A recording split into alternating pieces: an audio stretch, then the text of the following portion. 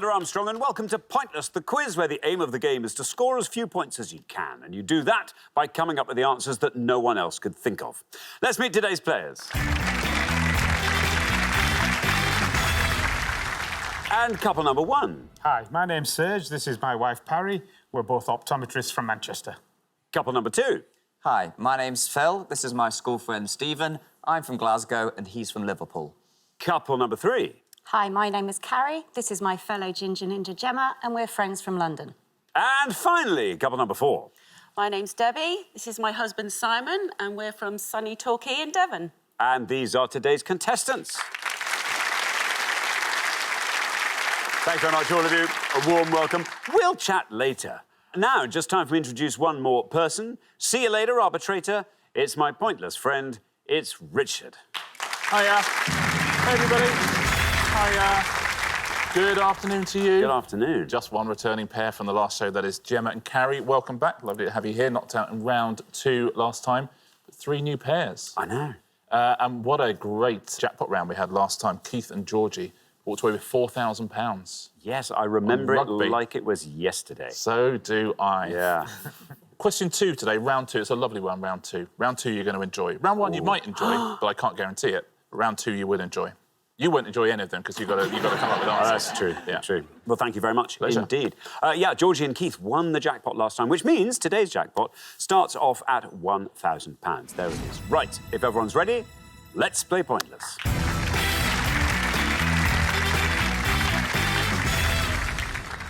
OK, just remember this. The pair with the highest score at the end of each round will get eliminated. So just keep your scores nice and low and you'll be fine. Very best of luck to all 4 pairs. OK, our first category today is famous people. Can you all decide in your pairs? Who's going to go first? Who's going to go second? And whoever's going first, please step up to the podium. OK, and our question concerns people who got a new job in 2018. Oh. Sounds fun, Richard. Yeah, on each board we're going to show you descriptions of 7 people, all of whom got a new job in 2018. We'll give you their initials as well. Can you find the lowest scoring of these, please? Thank you very much indeed. OK, so we are looking for these people, all of whom got a new job in 2018. Here is our first board of 7. And we have got ANC leader who took office as President of South Africa in February 2018, CR. DJ announced in October 2018 as host of the Radio 2 breakfast show, ZB. Norwegian appointed caretaker manager of Manchester United in December 2018, OGS. Newcastle-born singer who became a dance captain on the TV talent show The Greatest Dancer, C. US musician appointed chief conductor designate of the Vienna Radio Symphony Orchestra, MA. Absolutely fabulous star who took over as host of the BAFTA Film Awards, JL, and MP appointed Home Secretary in April 2018, SJ.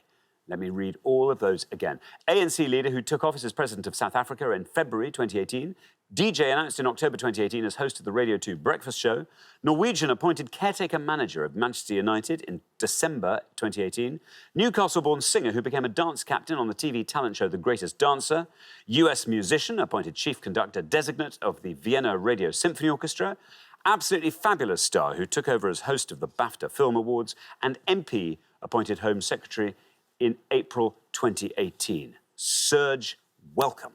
Good to have you here from Manchester. Yes. What do you do in Manchester, Serge? I'm an optometrist. How long have you been optometristing? Oh, 29 years since we met at university all those many moons ago. That's a lot of We've been eyes. married a long time as well, haven't we?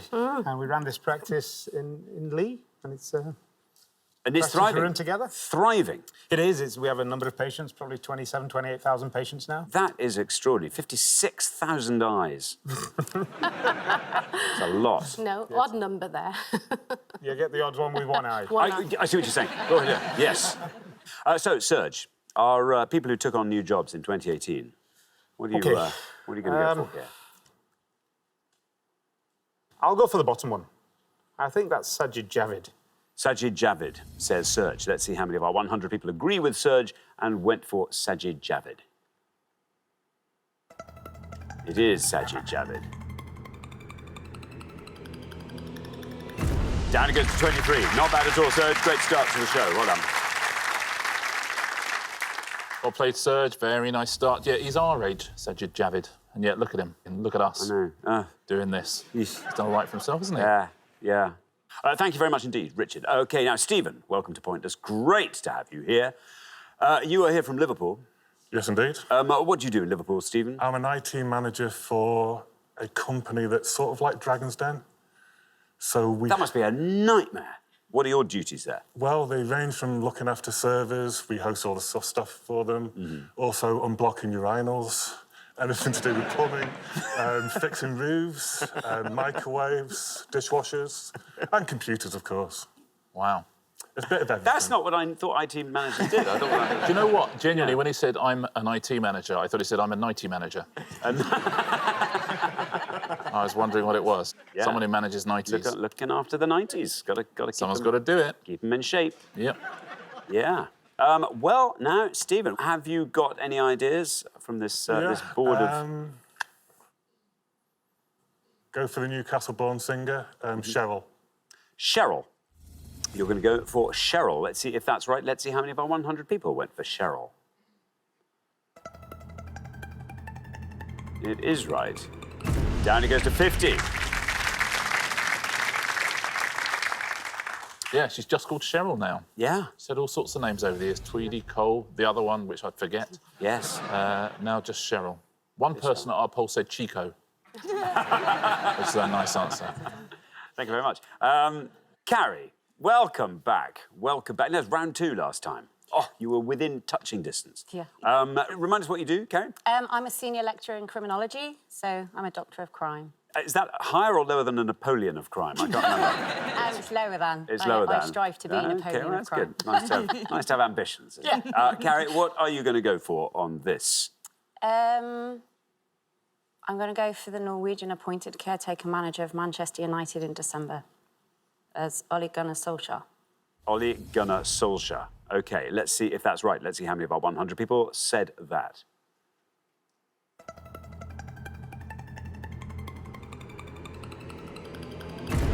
Down to 34. Not bad. Not bad at all.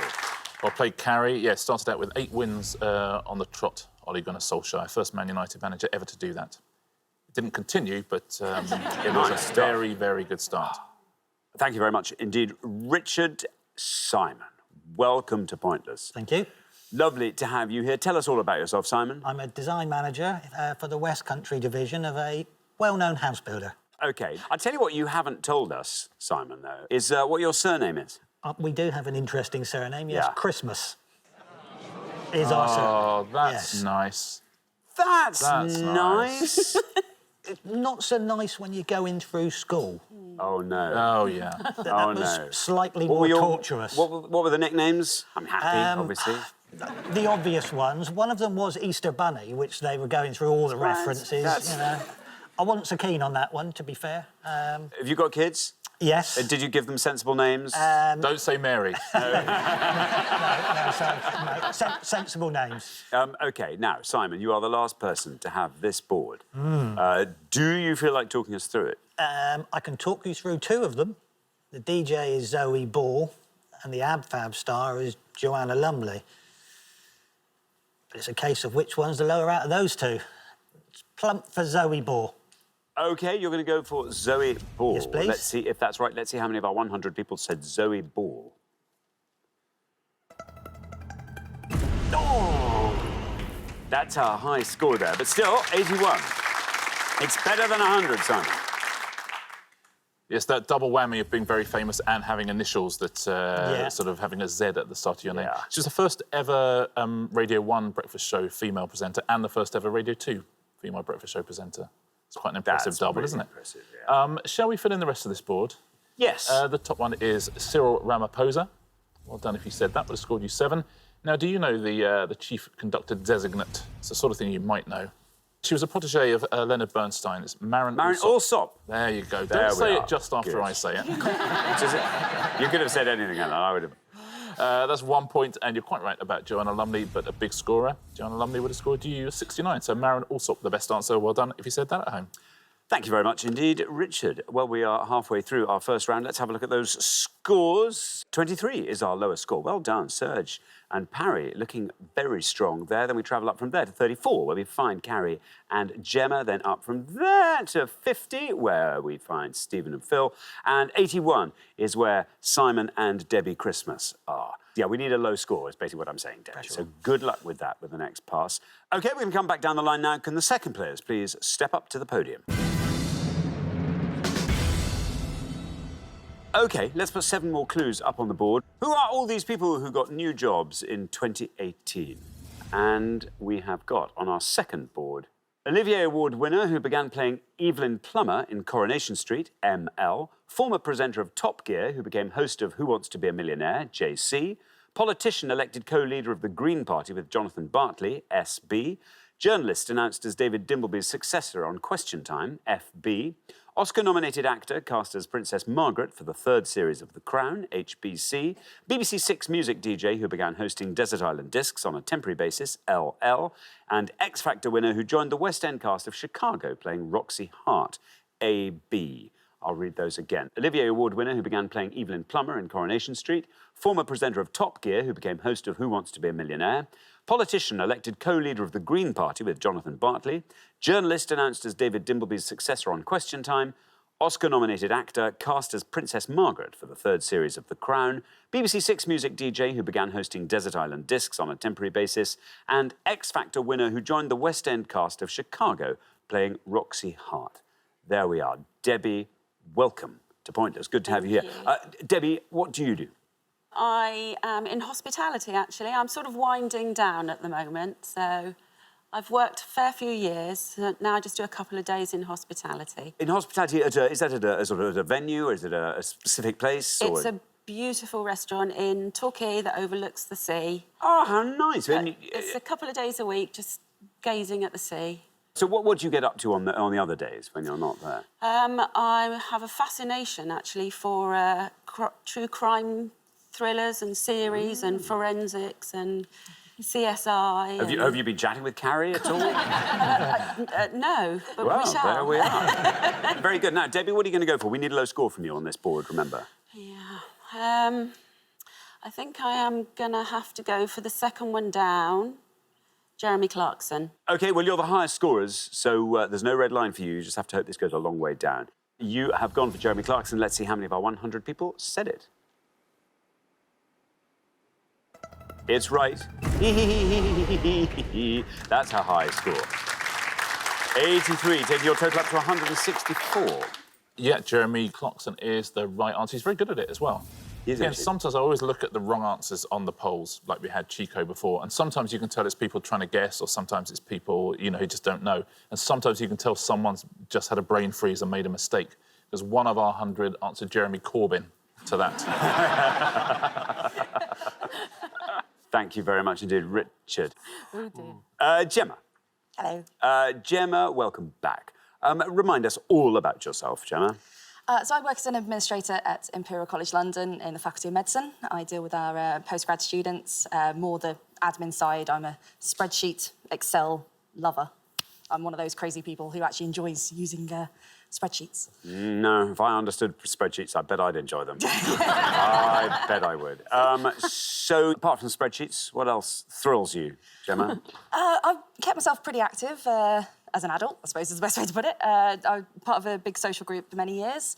I had the opportunity to do things like dragon boat racing, abseiling, skydiving, dinner shuffles, balls. OK, stop right there. Dinner shuffles? What's that? Very simple. Group of people sit down, you have your starter chatting, and then in between each courses you just move around. Oh, no. Start chatting to different people, different tables. No. That's awful. If you don't know anyone, it's quite good. Yeah, but then you know someone, and then you have to, and then you think, oh, phew, I know someone, and you have to go to talk to someone else. Oh, that sounds like a terrible idea. How big's how many people are there? Oh, it varies. It could be 6, could be 20. At a restaurant? In a restaurant, yeah. So that means you've got to move your napkin, your glass, your wine glass. You've got a lot, and the knife and butter plate, and everything. There's a lot of stuff you've got to move around. It does feel a bit more fluid than around. that when you. I would honestly rather go skydiving. Yeah. OK, very good. Anyway, listen, great news for you, Gemma. Whatever you score, it won't be higher than the Christmases, so you are safe. Gemma, what would you like to go for? Quite glad in some ways pressure's off because it's a little bit of a guess, but going with the Six Music DJ and the letters, I'm going to go with that one and say Lauren Laverne. Lauren Laverne says Gemma, no red line for you, you're already through. How many of our 100 people said Lauren Laverne? Is right.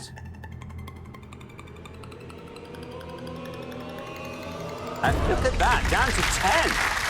Lowest score so far, in fact, Gemma. Very well done indeed. 44 is your total. Well played, Gemma. Another very good answer. Lauren Laverne used to be in a very good band, Lauren Laverne, called Kinnicky. Yeah. Yeah. Lovely. Thank you very much indeed, Richard. OK, now, Phil, welcome. Hi. Welcome. School friend of Stephen's. Yes. Now living in Glasgow. Yes. How long have you been a Glaswegian? I've been a Glaswegian for, oh, crikey, 25 years now. In fact, it's amazing because you could... That sounds just like yeah, it. you do.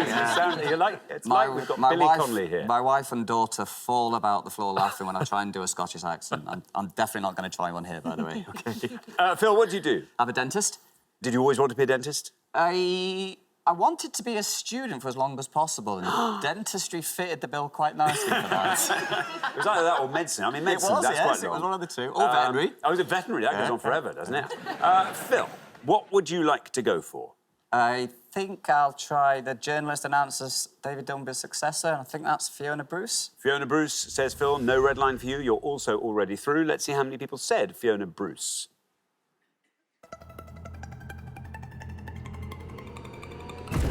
Down it goes to 50. There we are, 50. Not bad at all. Exactly the same score as Stephen, in fact. And there you are on 100. Well played. She's born in Singapore, Fiona Bruce. She does my favourite show, which is that one about the fake paintings.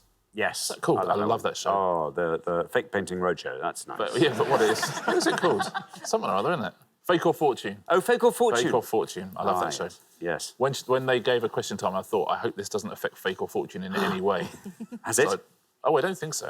Hopefully she hasn't become a little bit more punchy. Come on. Is that a Picasso or not? Yeah, very good. Thank you, Richard. Now, Parry. Parry.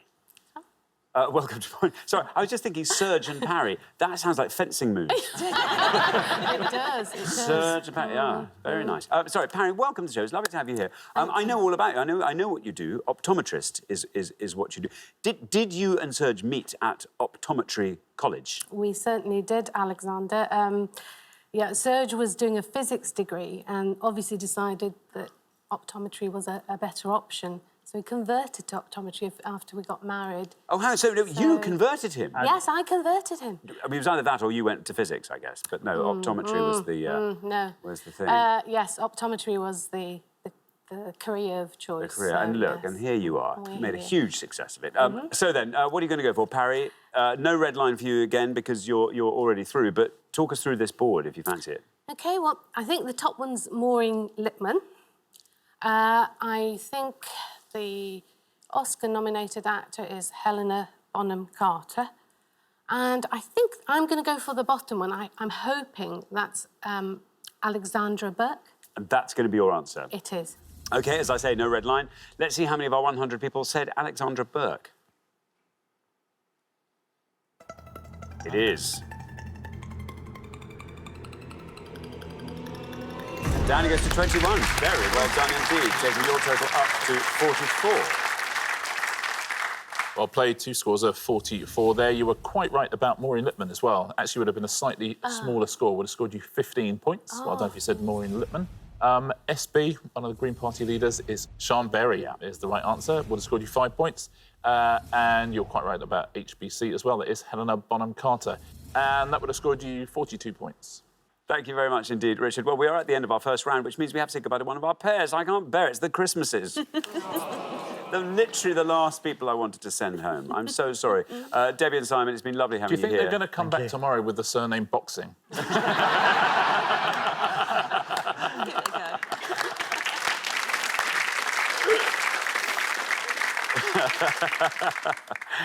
Thank you so much for playing. We are looking forward to seeing you next time.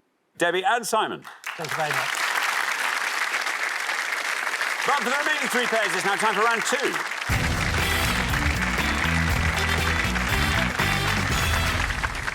And so we are down to 3 pairs. Very well done, all of you. You made it through the first round. Best of luck to all 3 pairs. The category for round 2 today is pets. Can you all decide on your pairs on that basis? Who's going to go first? Who's going to go second? And whoever's going first, please step up to the podium. OK, let's find out what the question is. Here it comes. We gave 100 people 100 seconds to name as many of Britain's top 100 dogs as they could. Richard. There was a TV show called Britain's Top 100 Dogs. The public voted on their favourite dog breeds in the UK. We're looking for any of the top 100, so any of the top 100 dog breeds in the UK. That's 2019, that poll. OK, 2019. So, yeah, basically name a dog. Name a dog. Yeah. Very But good. not like Max. Very tactful of you there, and clever and thoughtful to say Max, because most people would have said Rex, but you were nice enough to remember that my oldest son is called Rex. That's just how... You are literally like a mind reader. What a gentleman you are. Thank you very much. OK, so we're looking for dog breeds, but remember, obscure is what we're after. Serge, coming to you first. OK, I'll go for cockapoo. Cockapoo. Let's see, cockapoo, is it right? How many of our 100 people said cockapoo? It's right. Well done. 16. Very well done indeed, Serge. Well played, Serge. It actually came second in the vote, right up the top there. And it's lovely because the name cockapoo unites the nation, because everyone under 12 is giggling currently, and everyone over 12 is also giggling. So that's nice. Thank you very much indeed. Richard. Phil. I think I'll try Dachshund. OK, let's see how many of our 100 people said Dachshund.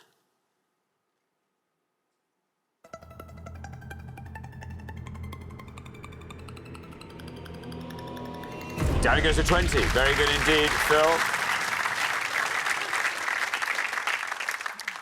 Yeah, came 18th in the poll, the Dachshund. Dachshund are now called Nissan, I think. Yeah. Thank you very much, Richard. Now, Gemma. We did have dogs when I was little, and we did have one sort of particular breed. I don't know if it'd be top 100. OK, I think I'll go a little safer. I'll say West Highland Terrier. West Highland Terrier, says Gemma. Let's see how many of our 100 people went for West Highland Terrier. It's right. 20 is our high score currently, 16 is our low. You passed 20, you passed 16, down to 11, very well done.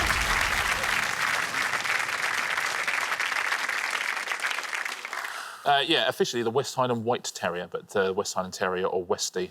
West Highland White Terrier won Crufts in 1976, 1990 and 2016, but not the same dog. I was going to say. Yeah. Oh, that'd be going at some, wouldn't it? That would be. Because, of course, if you win Crufts 3 times, you get to keep it. Thank you very much indeed. Well, we're halfway through our second round. Let's take a quick look at those scores. 11, the low score there. Well done, Gemma. Then up to 16, where we find Serge and Parry. Then up to 20, where we find Phil and Stephen. It's a little bit high, but not ludicrously. But nice low score from you, Stephen, wouldn't hurt in the next pass. So good luck with that. We're going to come back down the line now. Will the second players please step up to the podium? OK, Carrie. Remember, we're looking for any breed of dog that appeared on the shortlist of 100 dogs. I'm going to say an English setter. An English setter, says Carrie. Here is your red line. Get below that, and you're through to the head-to-head. Let's see how many of our 100 people said English setter.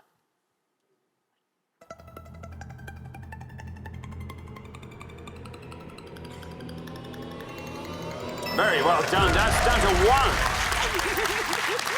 Very strong indeed. That takes your total up to 12. Well done. Very well played. Came 30th in the vote as well, the English setter. I'm not sure I know an English setter. No, unless it's an examiner, I suppose. Oh, of course. Yeah. OK, now, Stephen. Dogs. I'll go for miniature schnauzer. Miniature Schnauzer, says Stephen. No red line for you. You're currently the high scorers. But let's see how far down the board you get with Miniature Schnauzer.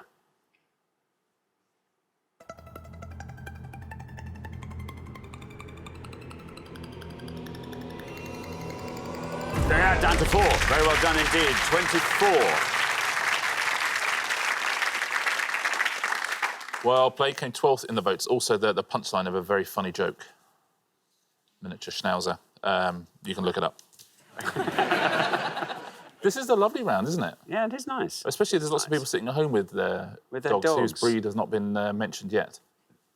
Thank you, Richard. Now, Parry, 16 is your current score. 7 is your target. Oh, crikey. This is for a place in the head-to-head. I shall go for Sharpay. Sharpay. It's a pen, isn't it? Sharpay. Here's your red line. There it is. If you get below that red line, you are in the head-to-head. Let's see how many of our 100 people said Sharpay. Oh, bad luck, Parry. I'm afraid that's an incorrect answer, which scores you 100 points, takes your total up to 116. Sorry, Parry, not in that top 100, I'm afraid. Less popular, of course, because they tend to leave a permanent mark on your carpet, I think is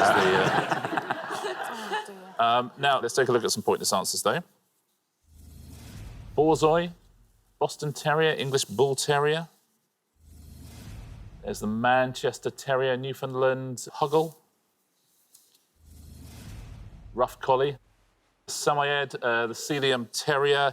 Let me give you some other pointless ones as well. Gordon Setter. You could have had the Irish Water Spaniel, the Leonberger. I thought that's that's delicious. Fast food, isn't it? Yeah.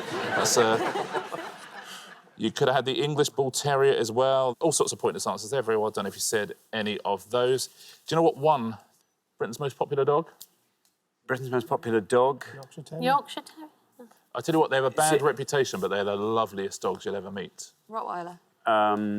Is it the French pug? No. Staffordshire Bull Terrier. Staffy was number 1 on that list. Those are the most popular dogs. These are the answers that most of our 100 people said. Top 3. You would have scored 37 for Poodle, 42 for German Shepherd, and Labrador would have scored you 71. Thank you very much indeed, Richard. So we find ourselves at the end of our second round, which means we have to say goodbye to another couple, and I'm afraid, Parry and Serge, it is you this time we say goodbye to. We will see you again next time. Look forward to that very much. Thanks so much, meantime, Parry and Serge. Right, for the remaining 2 pairs, it's now time for our head-to-head.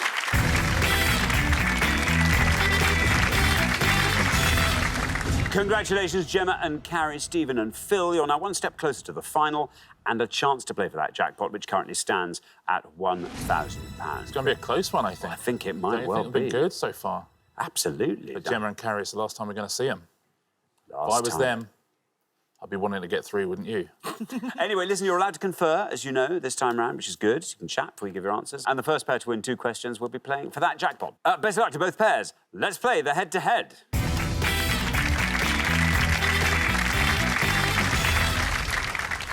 OK, here is your first question, and it concerns UK cities containing 5 letters or fewer in their names.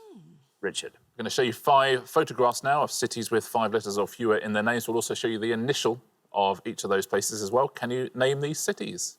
Thank you very much indeed. OK, let's reveal our cities. Here they come. A, Y. B, N. C, P.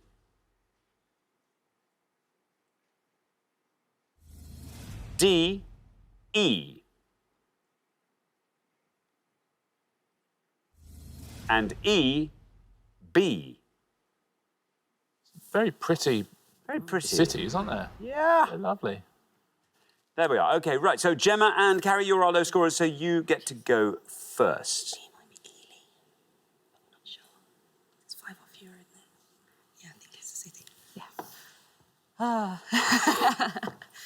We're going to take a little gamble from our perspective. Because we know a couple, but they're going to be really high scoring.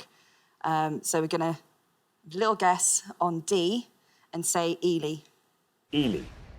Ely. Say Gemma and Carrie. Now, Stephen and Phil, do you fancy talking us through the others? We think A's York. B is total guess Newry. E, Bath. But I think we should go for C. Yeah, we'll try C. C, Perth. Perth. Perth, say Stephen and Phil for C. OK, so we have Gemma and Carrie saying Ely. Let's see if that's right. Let's see how many of our 100 people said Ely. It's right. Down it goes to 24.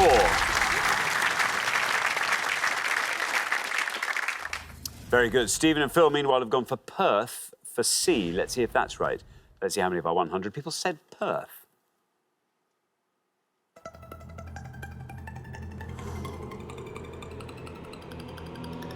Look at that. Down it goes to 9. Very well done indeed. Stephen and Phil, that was a gamble worth taking. It means after one question, you're up 1-0. Beautifully played, gents. Yeah, very nicely done. Let's eliminate the two biggest scorers first, shall we? A, you're quite right, is York. Very big scorer, though. Would have scored you 82 points. And E, as well, you said, was Bath. And you're right about that. And Bath would have scored you 44. But the lowest scorer on the board is B. Our friends who were absolutely right. It is Newry in Northern Ireland. Very well played. 2 points. Very well done if you said that at home. Very good. Thank you, Richard. So here comes your second question. Gemma and Carrie have to win this one to stay in the game. Stephen and Phil get to answer it first. Our second question today is all about bananas. Brilliant. Richard. Yeah, 5 clues about bananas or things related to bananas. Thank you very much. Pleasure. Indeed. OK, let's reveal our 5 clues. Here they come. Name of the body part that is used as a term for a bunch of bananas. British star of My Best Friend's Wedding, whose 2006 memoir is entitled Red Carpets and Other Banana Skins. Name of the car that goes bananas in the title of the 1980 Disney film. Alcoholic spirit that is traditionally used to make a banana daiquiri cocktail. And Banana Land is a slang term for this Australian state. I'll read those again. Name of the body part that is used as a term for a bunch of bananas. British star of My Best Friend's Wedding, whose 2006 memoir is entitled Red Carpets and Other Banana Skins.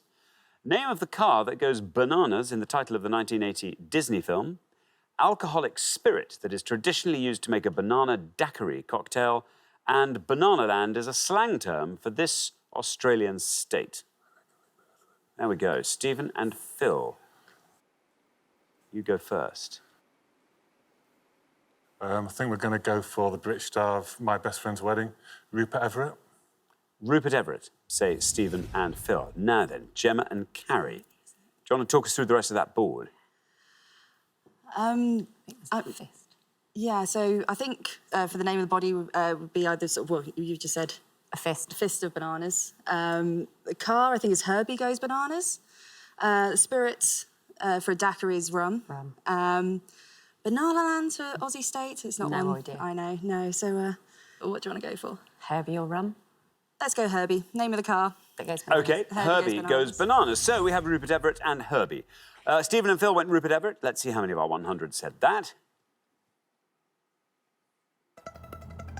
Very well done, that's right. And down it goes to 8. Very well done, look at that.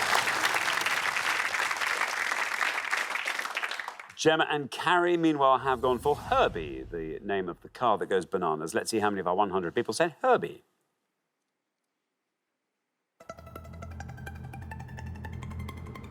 It's all bad luck. Good answer, great film. But that means after 2 questions, Stephen and Phil, you win that point, and you are through to the final 2-0. What a performance. Yeah. Very well done. Yeah, Herbie's actually the highest answer on the board, but nothing would have saved you because Rupert Everett was the best answer up there. What do you think the body part that's a bunch of bananas? It's I think, is it a fist? Doesn't sound right, but it's got to be fingers, hands. Yeah, Yes. it's a hand of bananas. That would have scored you 38. The alcoholic spirit, White rum. Quite right about that. Rum, or white rum, would have scored you 22. And Banana Land is slang. I mean, choose an Australian state, I suppose. They grow a lot of bananas in Australia. It is Queensland. Oh, Queensland. There we are. Queensland. And Queensland would have scored you 12. Very good. Thank you. So leaving us at the end of the head-to-head round, I'm afraid, Gemma and Carrie, it's been great having you on the show. Back you've come, taken it thus far, and you came in as our golden couple. But I'm afraid this is the end of the road. This is where we have to say goodbye. It's been lovely having you on. Thank you so much, Gemma and Carrie. Right, for Stephen and Phil, it is now time for our pointless final. Well, congratulations, Stephen and Phil. You've seen off all the competition and you have won our coveted Pointless trophy.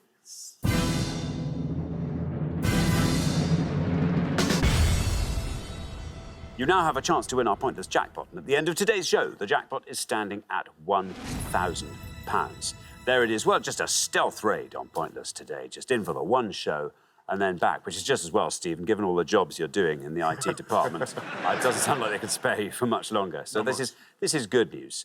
Is there anything you particularly like to see come up in this last round? Anything by the first album by the Stone Roses?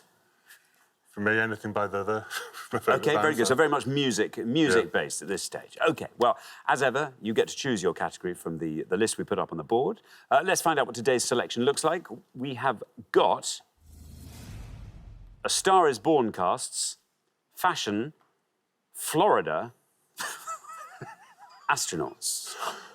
Well, geez, we could just be anything on that, couldn't it? I think go for Florida. Do you think so? Yeah, Or well, why not? astronauts. Why Go not? Florida. Yeah. I think we'll OK, go Florida. Florida it is. OK, best of luck, gents. 3 very different questions about Florida here. Hopefully one of these will suit you. We're looking for any of the following, please. We are looking for any of the county seats of Florida. That means Florida is split into 67 counties, so any town or city that is the capital of one of those, so big towns and cities of Florida, essentially. We are looking for the name of any of the top Florida sports teams. That's in the NBA, the NHL, the NFL, MLB, and MLS. So that is the top professional leagues in basketball, ice hockey, American football, baseball, or Major League Soccer. So any of those teams, please. Or we are looking for any UK top 40 singles featuring Flo Rida up to March 2019. That's easy, isn't it? Thanks very much indeed. Now, as always, you've got up to 1 minute to come up with 3 answers. And to win that jackpot, all you need is for just one of those answers to be pointless. Remember, you don't have to answer all 3 categories. Just focus on whichever categories you like the look of. Are you ready? OK, let's put 60 seconds up on the clock. There they are. Your time starts now. OK, so Miami Marlins, Yeah, you got Miami Heat, Fort Lauderdale, Tampa Bay, the Keys, Florida Keys. Yeah. I I don't really know the Florida geography. So don't know the Flo Rida, unfortunately. Yeah, I think we're going to rule out Flo Rida. Rule out can't Flo we? Rida. So you got some good sports teams there, didn't you? Miami Marlins, Miami Heat, Yeah, they said. Tampa Bay Buccaneers. Yeah. Might still be going, I'm not sure. What about county seats? You mentioned Florida Keys. What are the Florida what Keys. regions of Florida we could think of? Sunny ones? Yeah, they're all sunny, aren't Yeah. Which ones? Maine isn't Florida. No. So which one should we go for? I think here's the sports teams. I think we've got the best chance of those. Tampa Bay Buccaneers. 10 seconds left. Miami Marlins. Yes. And the Miami Heat. Okay, yeah. But go with that. I think we could Go go with with that. Go with those 3. Okay. OK, that sounds like you've made your mind up just ahead of the clock running out there. What are you going to go for? I'm going to go for Tampa Bay Buccaneers. Just say which category. Sorry, Florida sport teams. Tampa Bay Buccaneers. Same again, Miami Heat. Miami Heat. And Miami Marlins. And Miami Marlins are all 3 in the sports teams category. OK, of those 3, which is your best shot at a pointless answer, do you think? I'd say Miami Marlins. Miami Marlins we'll put last, least likely to be pointless. Probably Miami Heat, I'd say. Miami I'd say Heat we put first. OK, well, let's put those answers up on the board in that order then, and here they are. We have got Miami Heat, Tampa Bay Buccaneers, and Miami Marlins. There we are. Now, if one of these were to win that jackpot for you, what would you do with your £1,000? Stephen? Well, we've just moved house with my wife and stepdaughter, Deborah and Jade, so they're both vegetarians, so it's a well-known vegetarian restaurant in Manchester I'll take them to. Very nice indeed. Phil, what about you? Well, my daughter Ella, her next birthday, she turns 17, so I know she's already got me earmarked for allocating money for her first car. Right. OK, you better win. You had better win. OK, well, best of luck. Your 3 answers there, they look lovely from where I'm standing, but let's find out what our 100 people make of them. Your first answer was Miami Heat. In all these cases, we were looking for Florida sports teams in case of all 3 answers you've given. Miami Heat is your first. Let's see how many of our 100 people said that. Well, it's right. Down it goes, edging slowly through the 30s. We're into the 20s. We've cleared the 20s into the teens. 16, not bad at all.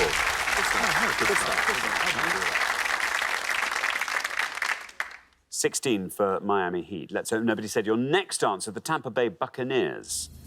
Let's see how many of our 100 people said that. This for the £1,000 jackpot. Your first answer was Miami Heat, took us all the way down to 16. Your second answer, the Tampa Bay Buccaneers, takes us down into single figures, stopping at 8.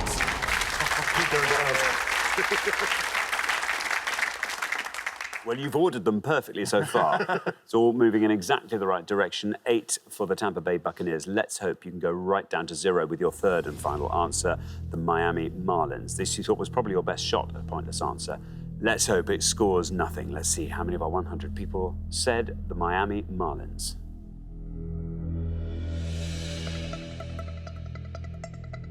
Your first answer, Miami Heat, took us to 16. Your second answer, the Tampa Bay Buccaneers, down to 8. The Miami Marlins now taking us down into single figures, passing it, still going down to 5.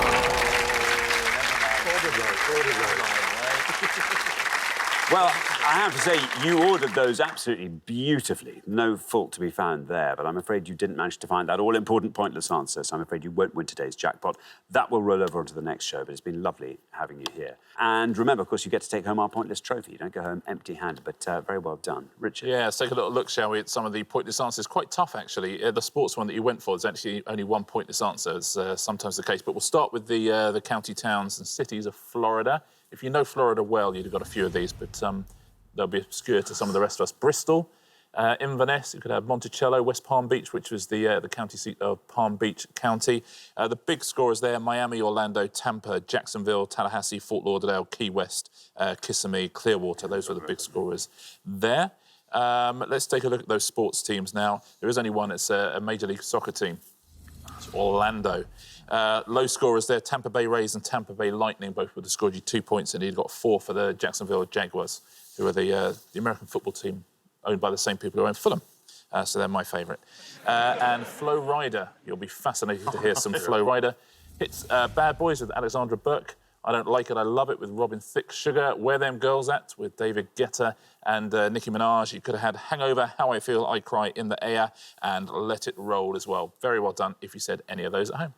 Thanks very much, Richard, and thank you so much, Stephen and Phil.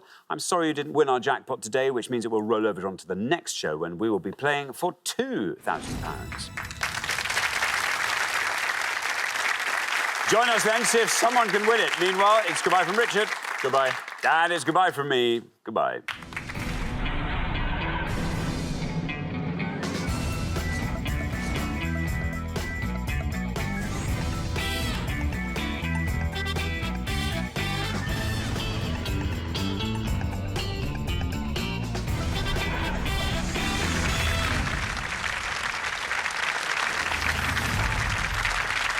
Thank you very much indeed. Hello, I'm Alexander Armstrong, and welcome to Pointless. This is the quiz where all the questions have been asked to 100 people before the show, and all our contestants have to do is come up with the answers those 100 people couldn't think of. Let's meet today's players. And couple number 1. Hello, Xander. My name is Laurie. This is my friend Liz, and we're from Bridgend. Couple number 2. Hi, my name's Serge. This is my wife, Parry, and we're both from Manchester. Couple number 3. My name's Debbie. This is my husband, Simon, and we're from Torquay in Devon. And finally, couple number 4. Hi, I'm Matthew. This is my wee sister, Laura, and we're from Belfast. And these are today's contestants. Thanks very much, all of you. A very warm welcome to the show. That just leaves one more person for me to introduce. The biggest cog in this colossal quizzing machine. It is my pointless friend, it's Richard. Hiya. Hey, everybody. Good afternoon to you. Good afternoon. So we've got England v Wales v Northern Ireland v England again. So that is some snub to Scotland today, isn't it? Oh, if I were in Glasgow now. Oh. However, we did have a Glaswegian last time, didn't we? Phil got through to the final with Stephen, played a jackpot round on Florida, and failed to win the money. You'll be gutted to hear, everybody. Welcome back to Simon and Debbie, knocked out in round 1 last time, and Parry and Serge knocked out in round 2 as well. So no one here has yet to see the sharp end of an episode of Pointless. No, gosh, it does get sharp, doesn't it? Oh, that it really end, does. that end. You must actually be very careful later on. Yes. There'll be a health and safety officer coming round. Thank you, Richard. Pleasure. So Stephen and Phil, as you gathered, didn't win the jackpot last time, which means we add another £1,000 to that. So today's jackpot starts off at £2,000. Right, if everyone's ready, let's play Pointless.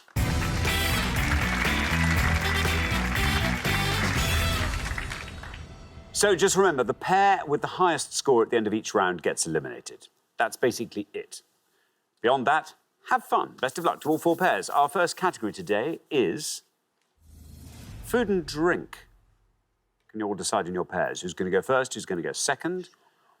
And whoever's going first, please step up to the podium. OK, and our food and drink question concerns things that include bread. Richard. Yes, on each board, we're going to show you 7 descriptions of food or drink that have bread or breadcrumbs somewhere inside them, if you know what I mean. Drink with bread. It's possible, right? I mean, I haven't looked. There may not be any drink at all. Might all be food. But that's what I'm being told to say. OK. Can you find the lowest scoring of these, please? We're going to give you the initials of each of the things as well. OK, very good. And then we'll talk about drinks with bread, either during or after, depending on if something comes up. We do. Because there might be a business opportunity for us there. Could be. Could be. Lovely bready drink. Lovely fizzy bread. Anyway, listen, let's talk about it afterwards. Thank you very much indeed. Let's reveal our first board of clues of things that include bread. Here they are. We've got thin patty of minced meat served in a bread roll. B, Middle Eastern salad of toasted pitta, mint, lettuce and cucumber. F, typically used to fill poultry made from herbs and breadcrumbs. S, Tuscan bean soup reboiled each day and thickened with bread. R, dish of lettuce, croutons, parmesan and often anchovies served with raw egg dressing. CS, Japanese dish of chicken breast in panko breadcrumbs served in a spicy sauce. CKC, and uncooked English dessert consisting of stewed soft fruits and white bread. SP. I'm going to read those again. Thin patty of minced meat served in a bread roll. Middle Eastern salad of toasted pitta, mint, lettuce and cucumber, typically used to fill poultry made from herbs and breadcrumbs. Tuscan bean soup reboiled each day and thickened with bread. A dish of lettuce, croutons, parmesan and often anchovies served with a raw egg dressing. Japanese dish of chicken breast in panko breadcrumbs served in spicy sauce. And uncooked English dessert consisting of stewed soft fruits and white bread. There we are. Laurie, welcome to Pointless. Lovely to have you here. What do you do, Laurie? I'm a retired civil servant. What do you like to do now? What thrills you? I love to sing. Do you? In what context do you sing? I sing with the local musical theatre society, and we do everything from pantomimes to light opera.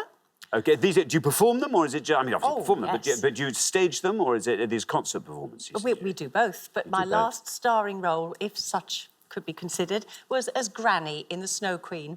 So I enjoyed that very much. Consider such things considered, yes. Laurie. Now, here's this lovely fresh board, untouched. What are you going to go for? All these things contain bread. Oh, they do. Such choice. I think I'll go for the bottom one, the English dessert, summer pudding. Summer pudding? Summer pudding, says Laurie. Let's see how many of our 100 people went for summer pudding. Summer pudding is right. Down it goes to 40. Not bad. Gets us off to a good start.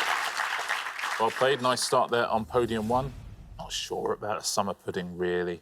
Really? Yeah. Is it because it's a bit sour, maybe? No, I think it's because it's a bit cold.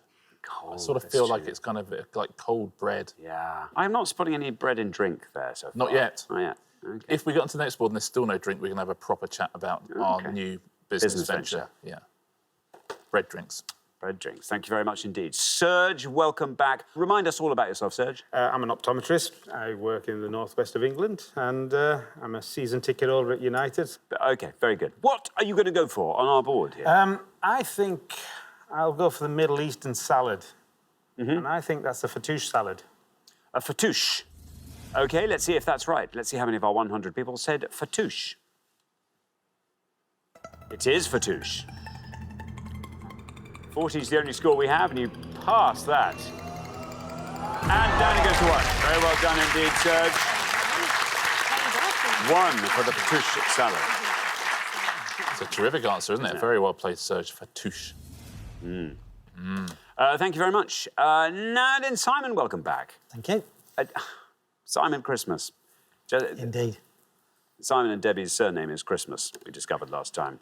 There are moments like this when I wish the name badges were a little bit bigger. That's all. Remind us all about yourself, though, Simon. I'm a design manager for a well-known house builder. What is the difference between a design manager and an architect? Basically, the design manager designs the entire housing estate, decides what house goes where. So you're not just designing a house, you are putting anything from 100 to 1,000 houses on a site. I see. That's quite a cool job. And do you have scale models with tiny people, or is it all on a computer? It's all on computer these days. Do you have tiny people on the computer programme? Well, yes, we do, yeah. I have actually put myself in a picture as well before. No way. Yeah. What, Simon, would you like to go for? I think I'll have the 5th one down. Is that Caesar salad? Caesar salad, says Simon. Let's see if that's right. Let's see how many of our 100 people said it.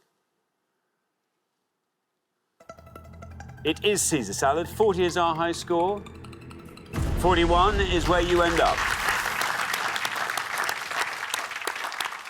Well played, yeah. Not named after Julius Caesar, named after Caesar Cardini, who was a chef in Tijuana in Mexico. He created it. But you didn't know that? I didn't know that. I thought it was, I somehow thought it came from Caesar's Palace or somewhere like that in Vegas. That's named after Julius Caesar. Yeah, that is. Yeah, and Crystal Palace. Thank you very much, Richard. Now, Laura, welcome to Pointless. Good to have you here from Belfast. Thank you. Good to be here. What do you do, Laura? I work for a mental health charity as a project worker. So I sort of support people with their daily living skills, and we make up support plans to help them to reach their goals. Very good. How long have you done it for? About 4.5 years. That must be quite a full-time involvement, isn't it? It's actually really enjoyable. It's the best job I've ever had. Good, good. And what are your interests, Laura? Well, outside of work, I have a 1-year-old baby. Lovely. So she keeps me quite busy. We watch a lot of sea babies together. Excellent. Read a lot of kids' books, play. Very good. And then... Can I just ask, what's your favourite programme on CBeebies? Oh, that's a great question. Actually, my favourite kids' TV show is Ben and Holly. That's good. That's good. That's cute. Yeah. OK, very good. Good answer. Good answer. Laura, you're the last person to have this board. Do you want to talk us through those unanswered ones? Oh, it's actually quite difficult, this one. So the first one's burger. The third one's stuffing. I would guess that the next one is maybe ratatouille, but I'm not sure. And then I don't know the Japanese one. So I'm going to probably just have to go for stuffing, because I know it's right. OK, Laura's going to go for stuffing. Let's see how many of our 100 people said that. That goes down to 70. 70 for stuffing. Scores more than burger, funnily enough. Burger up the top there would only have scored you 60. Oh. We'll take the Japanese dish first. There's a chain of restaurants you get this from. Do you know this one? It's a katsu curry. Chicken katsu curry, yeah. It's right. 7 points. The place where you get that is a restaurant. That's the place you go. They say, you do know that all the dishes come out just when they're ready, don't you? That's the traditional Japanese way. And of course, that isn't the traditional Japanese way at all. It's just the easiest way to run a restaurant. It's very clever, but when you're eating there, you think, oh, it's lovely. Oh, I just got my pudding before I started. This really is very authentic. And it's very clear. You have to hand it to that restaurant chain. And do you know this last one, the Tuscan bean soup? I don't think I do. I hadn't heard of this. Very well done at home. You said a ribollita. Ribollita scores 3 points. Best answer up there. Thank you very much indeed, Richard. Well, we are halfway through our first round. Let's have a look at those scores. Well done, Surgeon Parry. 1 there. Oh, Fatouche. Fantastic answer. And rightly putting you at the top of the scoreboard. Then we travel quite a ways up to Laurie and Liz at 40, then 41, Simon and Debbie. 70 is where we find Laura and Matthew. So, Matthew, a lovely low score from you will help. Good luck with that. We're going to come back down the line now. Will the second players please step up to the podium? OK, we're going to put 7 more clues to dishes that contain bread up on the board, and here they come. We have got Russian brewed drink made from rye bread. There it is. Fatouche. Fatouche. Breakfast dish of sliced bread dipped in an egg and milk mixture, then fried, FT. Italian salad made with bread, tomatoes, onions, basil and olive oil, P. Legumes such as haricots served in a tomato sauce on grilled bread, B-O-T. Baked dessert of butter-soaked bread filled with cooked apples, C. Brown soup flavoured with a bulbous vegetable and topped with crusty bread slices and cheese, FOS. Baked vegetarian dish typically made from breadcrumbs, mushrooms, hazelnuts and walnuts, NR. Let me read those one last time. Russian brewed drink made from rye bread. Breakfast dish of sliced bread dipped in an egg and milk mixture, then fried. Italian salad made with bread, tomatoes, onions, basil, and olive oil. Legumes such as haricots served in a tomato sauce on grilled bread. Baked dessert of butter-soaked bread filled with cooked apples. Brown soup flavoured with a bulbous vegetable and topped with crusty bread slices and cheese. And baked vegetarian dish typically made from breadcrumbs, mushrooms, hazelnuts, and walnuts. There we are. Matthew, welcome to Pointless. Lovely to have you here all the way from Belfast. What do you do, Matthew? 6 months ago, I left my last position in customer service. So ever since I've been childminding with my mum and dad, I've been babysitting for 3 nieces and nephew. Is there a job on the horizon? Well, that's keeping me busy at the moment. Stay-at-home uncle, that's my nicer way of saying in between jobs. Stay-at-home uncle. Now, between you and Laura, who do you think is the more competitive? We'll see. We'll soon see. We'll soon see. Whose idea was it to come on the show? Laura's. Laura, honestly, was Matthew your first choice? It was actually my dad, because he used to be a quiz master. So he's shouting at the screen right now. Yeah. Yeah. Mind you, quiz masters, I can tell you now, know nothing. Nothing at all. I can confirm that. Matthew, what do you want to go for? Breakfast dish of sliced bread dipped in an egg, French toast. French toast, says Matthew. No red line for you as you're the high scorers. Let's see how many of our 100 people said French toast.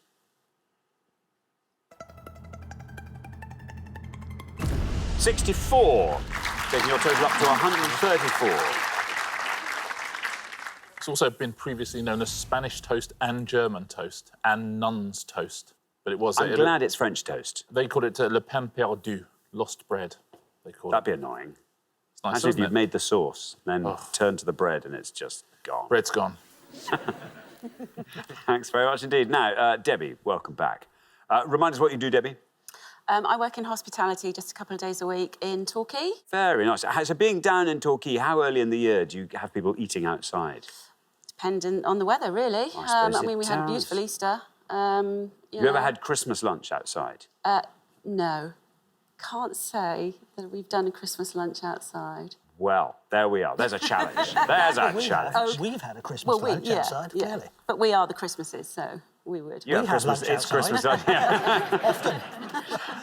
Yeah, they're the Christmases. Remember that. Debbie, you're on 41. You have to score 92 or less to get through to the next round. Okay. What would you like to go for? The legumes such as haricots served in a tomato sauce on grilled bread, beans on toast.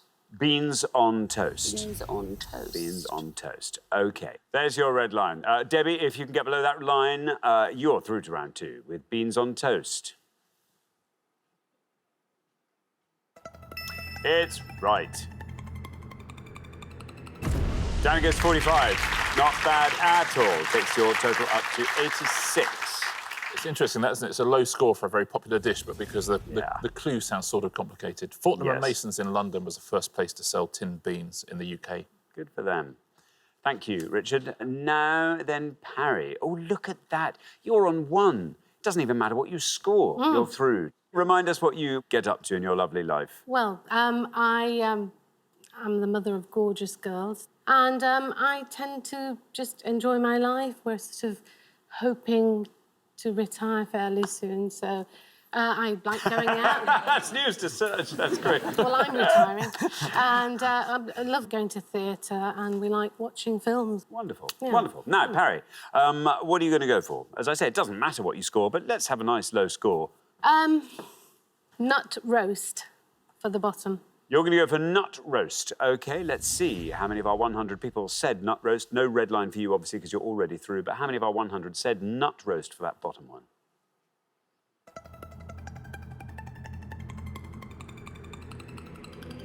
Down it goes 38. Taking your total up to 39. Very strong indeed on that podium. Yeah, it used to be served at John Harvey Kellogg's sanatorium. He was the guy who invented all sorts of things, including cornflakes for their health benefits. Some people say he invented peanut butter as well. Kellogg did all right for himself, didn't he? Thank you very much, Richard. Now, Liz, welcome. Thank you. Liz, what do you do? I work for Quimtaf Health Board and I'm a dementia support worker. Very good indeed. And what are your hobbies? Well, my main hobby that I like getting up to is caving with South Wales Caving Club. Oh, Liz, that's just terrifying. Even It's not even at all. thinking about it. You go to a little bit of moorland and there's a sort of hole somewhere and you all Yes. just sort of go down, disappear Yes, under a bit of we're based gorse. in a quarry and there's a little entrance hole. Yeah. And which can open up into a massive, great big cabin with lots of pretty things in. It is exciting, but do you ever come across sort of rock falls and think, I'm glad I wasn't underneath that, and things like that as you walk along? That's all the risk of it, though. That's all the fun. You never quite know what you're going to do in there. That actually does sound never fun know now, what you're doesn't it?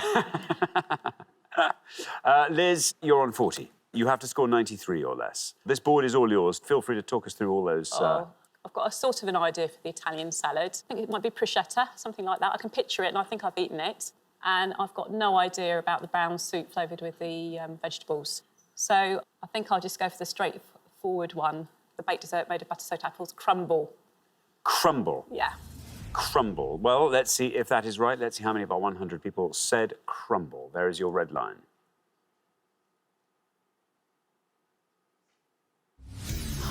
Ooh, no, Liz, I'm afraid not crumble. That's what That takes your total up to 140. Yeah, not apple crumble, I'm afraid. You won't be the only person to have said it, I suspect. Do you know that one? No. Apple Charlotte. Apple Charlotte. That would have scored you 12 points. Now, FOS, the brown soup. Brown soup with...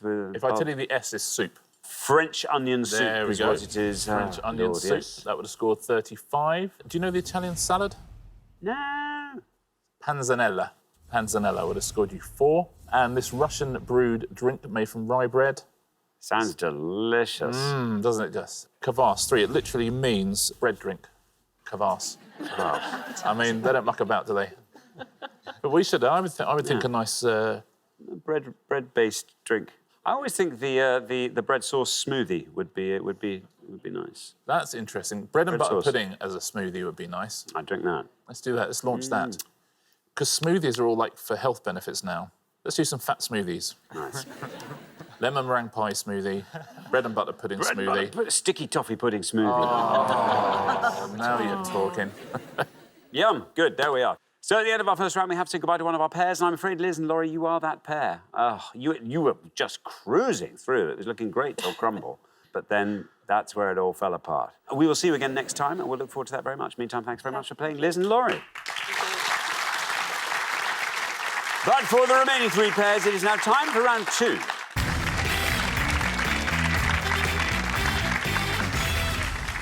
And there we are, down to 3 pairs for our second round. Oh, Matthew and Laura, just in. Whoa! Very well done. You played a blinder there. Simon and Debbie, lovely to have the Christmases with us for round 2. That's good. And Serge and Parry, lovely low scoring from you. Really very impressive indeed. Anyway, best of luck to all 3 pairs. Our category for round 2 today is US presidents. Can you all decide in your pairs who's going to go first and who's going to go second? And whoever's going first, please step up to the podium.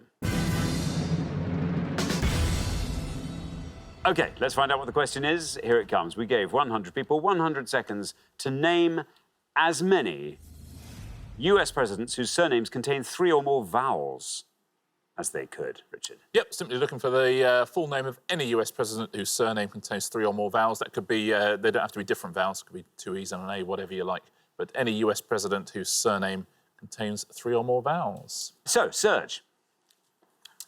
OK. Herbert Hoover? Herbert Hoover, says Serge. Let's see if that's right. Let's see how many of our 100 people said Herbert Hoover.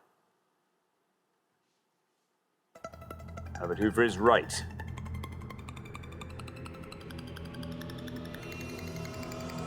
And down it goes to 4. Very well done indeed, Serge. 4 for Herbert Hoover. Well played, Serge. He's having a good show, Serge, isn't he? Nicely done. Well played, yeah, Herbert Hoover. And well done for not saying Henry Hoover as well, which we have had as an answer on this show before. and indeed one of our 100 people said as well. So, Thanks, Rich. Simon, what would you like to go for? Eisenhower.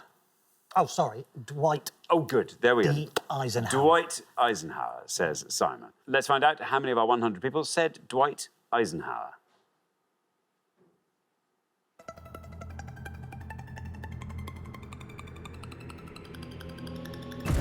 26. 26 for Eisenhower. well played. He's got 5 vowels in his surname. He is not mucking about, is he, Eisenhower? 3 E's and I don't know. 3, you're right. Yeah. 3s, there's that one. You've only got 2. You've got a long name for someone with only 2 vowels in their surname. Yeah, all right. Blimey. Look, consonants doing a lot of heavy lifting in your surname. I know. Beautifully structured, though. I've got as many vowels as you have. True. Same ones as well. Just much better economy. Shorter name. Much yeah. better economy. Anyway, listen, that's by the by. That's by the by. Matthew. Gonna go for Franklin Roosevelt. OK, Franklin Roosevelt, says Matthew. Let's see how many of our 100 people said that.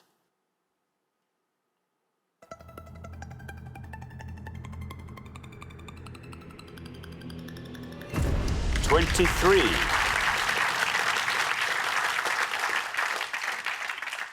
2 O's, 2 E's. That's the one. Well, thank you very much. We're halfway through the round. Let's have a quick look at those scores. Well done, 4 for Serge and Parry. Serge knocking it out the park today. 23 is where we find Matthew and Laura. And then 26 is where we find Simon and Debbie. A little bit ahead there, but Debbie, a nice low score from you will keep you in the game in the next pass. So good luck with that. We're going to come back down the line now.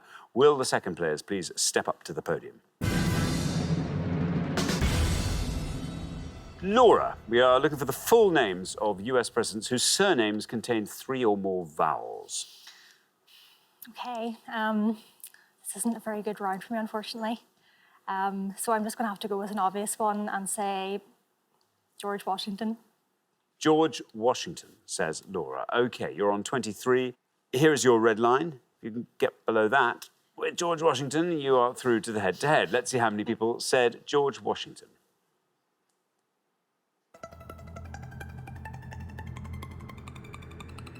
Well, not bad. 40. Takes your total up to 63. Only president never to have lived in the White House, George Washington. I was really going through his name, making sure there were 3 vowels, and I was glad to find the O just at the end. Yeah. Thanks very much indeed, Richard. Now, Debbie, what are you going to go for? Oh, dear. This is a struggle for me. I'm going to have to go for Ronald Reagan. Ronald Reagan, says Debbie. OK, your target's 36. Here's the red line that represents that. Get below that with Ronald Reagan, and you're through to the head-to-head. Let's see how many of our 100 people said it.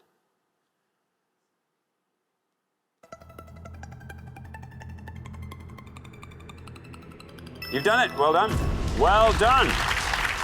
26, exactly the same score as Simon. There will be Christmases in our third round. That's what we all wanted to hear. Very well done indeed. Richard. Nicely played. Yeah, his surname is 50% vowels. 3 out of 6. Same as Hoover. Thank you, Richard. Now then, Parry. There you are. You're on 4. A score of 58 or less from you keeps you in the game. I can only think of one at the moment. Martin Van Buren. Martin Van Buren, says Parry. Not a bad one to think of. That's pretty good. Yeah, here's your red line. Get below that with Martin Van Buren, and you are into the head-to-head. It's right. It's through. And it's pointless. That's a pointless answer. It adds £250 to today's jackpot, takes total up to £2,250, and it scores you nothing, and it leaves your total at 4. That's hilarious. I can only think of one. It's the pointless answer. I was genuinely worried there, because presidents are not everyone, so you're going, I've only got one, you're thinking this could be anything. Yeah, just knock off the best answer you could possibly go for, Martin Van Buren. Well done. He's the first name that springs to a lot of people's minds when we say American president, isn't he? I mean, not Obama, who would have scored you 56 points, but Martin Van Buren. There's actually only 4 pointless answers in all. I'll give you some of the lower scorers. Jefferson would have scored you 8, Coolidge 2, Madison 2, and Harrison would have scored you 2. That would be William Henry Harrison. Benjamin Harrison would have scored you 1. Franklin Pierce 1, 1 for Grover Cleveland and Millard Fillmore. And here are the 4 pointless answers. One of them is Martin Van Buren, Harry's favourite. James Garfield, James Buchanan, and James Monroe. Very well done if you got any of those at home. Thank you very much, Richard. So we find ourselves at the end of the second round. We have to say goodbye to another pair. Laura and Matthew, I'm afraid you are our high scorers. It's been lovely having you with us. We will see you again next time and look forward to that. But meantime, thanks so much. Laura and Matthew. Right, for the remaining 2 pairs, it's now time for our head-to-head.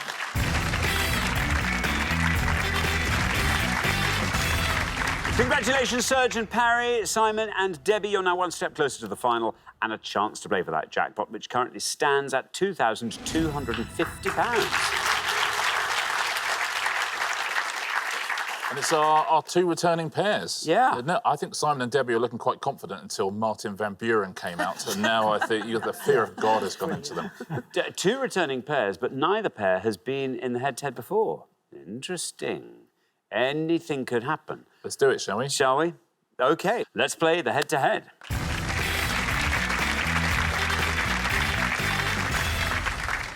Here is your first question, and it concerns Harrison Ford films. Richard. I'll show you 5 stills now from Harrison Ford films. Can you identify the films? Thank you very much. Here come the stills. We've got A,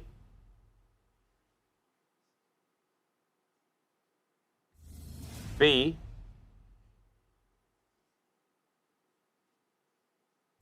C,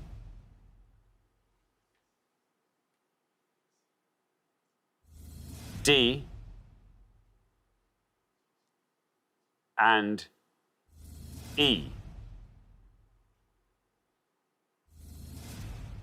There we are, 5 stills from Harrison Ford films. Surgeon Parry, you've been our low scorers throughout the show, so you get to go first.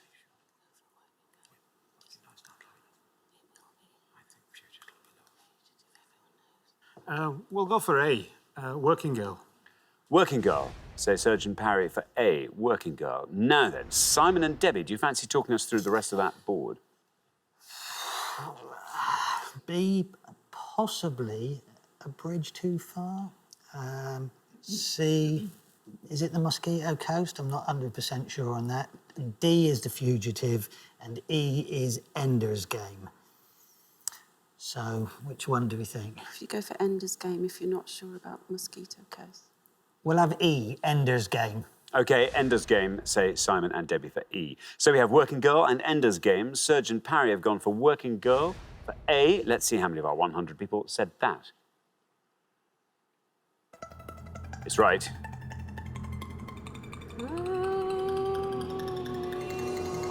Oh, that's good. Down to 8. Very well done indeed, Surgeon Parry. Simon and Debbie, meanwhile, have gone for Ender's Game for E. Let's see if that's right. Let's see how many of our 100 people said Ender's Game.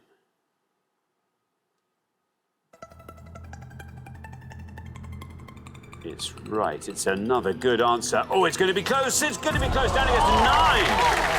Oh.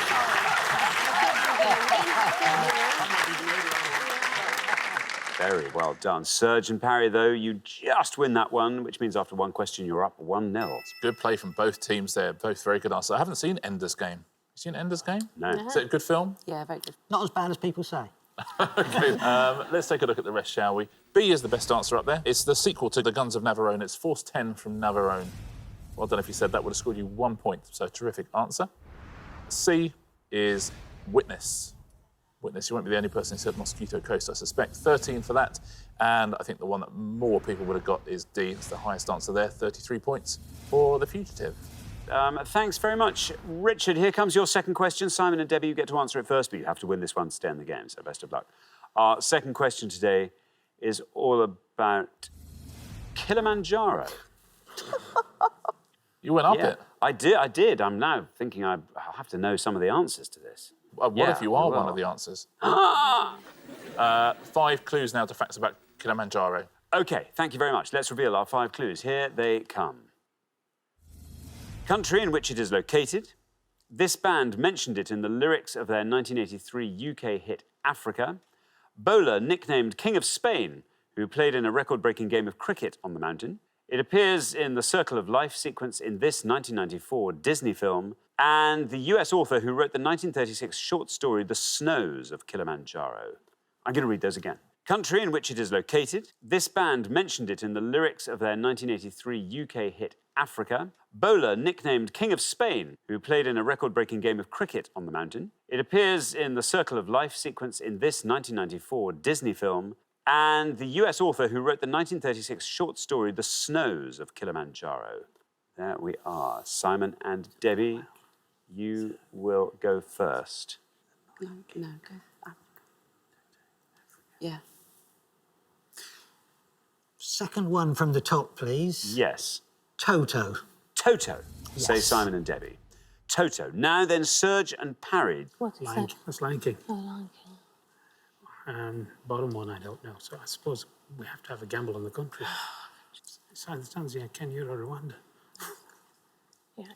Oh, we're going to go for Tanzania. Tanzania, the country it's in. So we have Toto and we have Tanzania. Simon and Debbie said Toto for Africa. Let's see how many of our 100 people said Toto.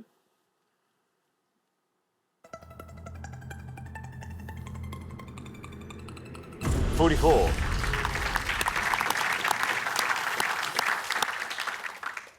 And Serge and Parry have gone for Tanzania, the country in which you will find it. Let's see how many of our 100 people said Tanzania. It's wrong. It's absolutely right. It is Tanzania. And it wins you the point. Look at that, Daniel, it's 27. Very, very strong indeed. And that means Serge and Parry, after only 2 questions, you are straight through to the final 2-0. Very nicely done. Tanzania, of course, a very good name for a sunbed shop. What was it like going up Kilimanjaro? Oh, it was hard, Richard. Was it difficult? It was actually, yeah. Did you get, like, oxygen deprivation? Mountain sickness. Yeah. Yes, a bit. I didn't get as badly as some did. Who got it worst? I think Dan Walker probably got it the worst. Because he's the tallest. He's the tallest, So that's he's why, already of got course. altitude Yeah, sickness. Exactly, there you are. I sometimes wonder who the tallest man ever to climb Everest was, because they're the person who's been the highest above sea level of anyone ever. I don't know if there's anyone my height has ever climbed Everest. don't If know, there isn't, I don't I might know. climb it. You should, I think you should. That's a new world record. There you are. There you are, right there. Talking of world records, Yes. this bowler, This is Ashley Giles. Ashley Giles, is the answer, and would have scored you 4 points. Circle of Life, it was the Lion King, and it's a lower scorer actually than 44. Would have scored you 36. And the US author is Hemingway. Hemingway would have scored you the point. 12 points for Hemingway. You knew it. Oh, really? Oh, well. I love how gutted you look about that, Serge. Thank you very much. So the pair leaving us at the end of the head-to-head round, and I'm afraid this is the end of the line for you. But Simon and Debbie, we say goodbye to the Christmases. It's been lovely having you on, though. Thanks so much for playing, and playing so well. Today's been a really tremendous show. Thank you very much. Simon and Debbie, everyone. Thank you. Time for Serge and Parry. It is now time for our pointless final. Congratulations, Serge and Parry. You've seen off all the competition and you have won our coveted Pointless Trophy.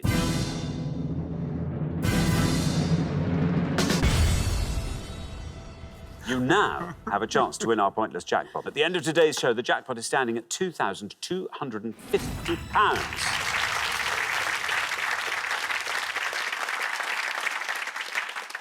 Now, last time, Parry, you were responsible for... Actually, it was a very good answer, but it was just too obscure for our list. But it was scored 100 and saw you off the show. Today, responsible for our only pointless answer. So very, very well done. redeemed myself. Yeah, oh, and some. Very, very well done. Performed phenomenally well across the whole show. Thank you, now, as always, you have to choose your category for today's final, and you'll be given 4 choices on the board. Let's see what they are. We have European battles, Brit Award winners in the 2010s, animated films, famous English horse races. Okay. What do you think? Can I go home now? We don't know European battles. European battles will be This difficult. is I should know the British Awards, but I don't know. No, animated films. Animated. that's not us, is it? No. No. Famous English horse races. Do you think that might Okay, be... should we try it? No, no, no. I mean, if you want to have a go. You sure? Famous English horse races with great reluctance. Famous English horse races. It is. Very best of luck. We're looking for one of the three following things, please. We're looking for any horse, jockey or trainer, so any horse, jockey or trainer who've won one of the following races in the 21st century. Any winners of the Epsom Oaks, any winners of the Ascot Gold Cup, or any winners of the King George VI Chase. So any horse, jockey or trainer to have won any of those races from 2000 to 2018, please. Thank you very much. Now, as always, you've got up to 1 minute to come up with 3 answers, and all you need to win that jackpot is for just one of those answers to be pointless. Are you ready? Yes, thank Okay. you. Yes. OK, let's put 60 seconds up on the clock. There they are. Your time starts now. He's, I think, Cecil Mill, not Cecil, what's his name? Henry Cecil. Henry Cecil. Who else is there? Jenny Pittman. What's no, the sangsters, they're all from the past. Jockeys, any new jockeys? He's rather quick. In the 2000s, Oak McCoy. He jumps horses, doesn't he? Okay. I don't know the name of any horse. Trainers, jockey, or horse, didn't he? I don't know the name of any horses No, that win Tiger the Road. Oaks. Tiger Road won Yeah, but something. no, they jump over horses. Over fences, sorry. Right. Over horses. We are struggling on this one. Any more? For Nathan. Just name anybody. Gold Cup winner. Who's the Gold Cup winner? What's the Sheikh Maktoum? Is he Sheikh the owner? Maktoum, yeah. He's the trainer. He's not a trainer, is he? I'll have a bunch of 10 seconds left. What suit does he wear? Sheikh Maktoum is the Yeah, trainer. really have no Jenny Pittman. We'll have to just go for Okay. Yeah, sorry. Yep, I think we're... OK, well, that is your minute up. It sounds like you were struggling there, Yeah, but let's have your 3 answers. Henry Cecil anyway, because I don't know if it was before that time, because he passed away recently. Didn't he? OK, so you're going to go for Henry Cecil. Henry For Cecil. which one? The Oaks. The Oaks, OK. We'll go for Sheikh Maktoum. Again for the Oaks. Yeah. OK, Sheikh Maktoum for the Oaks. Jenny Pittman. Go for the one, maybe the third one, the King George. Yeah. OK, do you want to take Pittman that? for the King Jenny George. Pittman for the King George VI. OK, there we are. Those are your 3 answers. Of those 3, which is your best shot, do you think, at a pointless answer? Henry Cecil. Henry in the Cecil. Oaks. Let's put Henry Cecil last. What's your least likely to be pointless? Sheikh Maktoum. Sheikh Maktoum. Let's put him first, and then Jenny Pittman goes in the middle. OK, well, let's put those answers up on the board in that order then, and here they are. We have got Sheikh Maktoum, Jenny Pittman, and Henry Cecil. Very, very best of luck. It was a tough category for you, I know. But sometimes these things can land well. You never know. If you were to win that jackpot, £2,250, what would you like to do with it? Get a book on horse races and look it up. That's shutting the stable door, isn't it? I know. It is shutting the stable door. A weekend away would be nice. Probably a weekend away. I also like to, if we ever win, is give something to charity. I've always done that in any situation where we've had money. So, Very yeah, good. something like that. Okay. And a weekend away, as those Lovely. Best of luck. So, in the first instance, we are looking for winners of the Epsom Oaks, and you have named Sheikh Maktoum. Let's see if that's right. This is your least confident answer, but let's see if it's right. Sheikh Maktoum.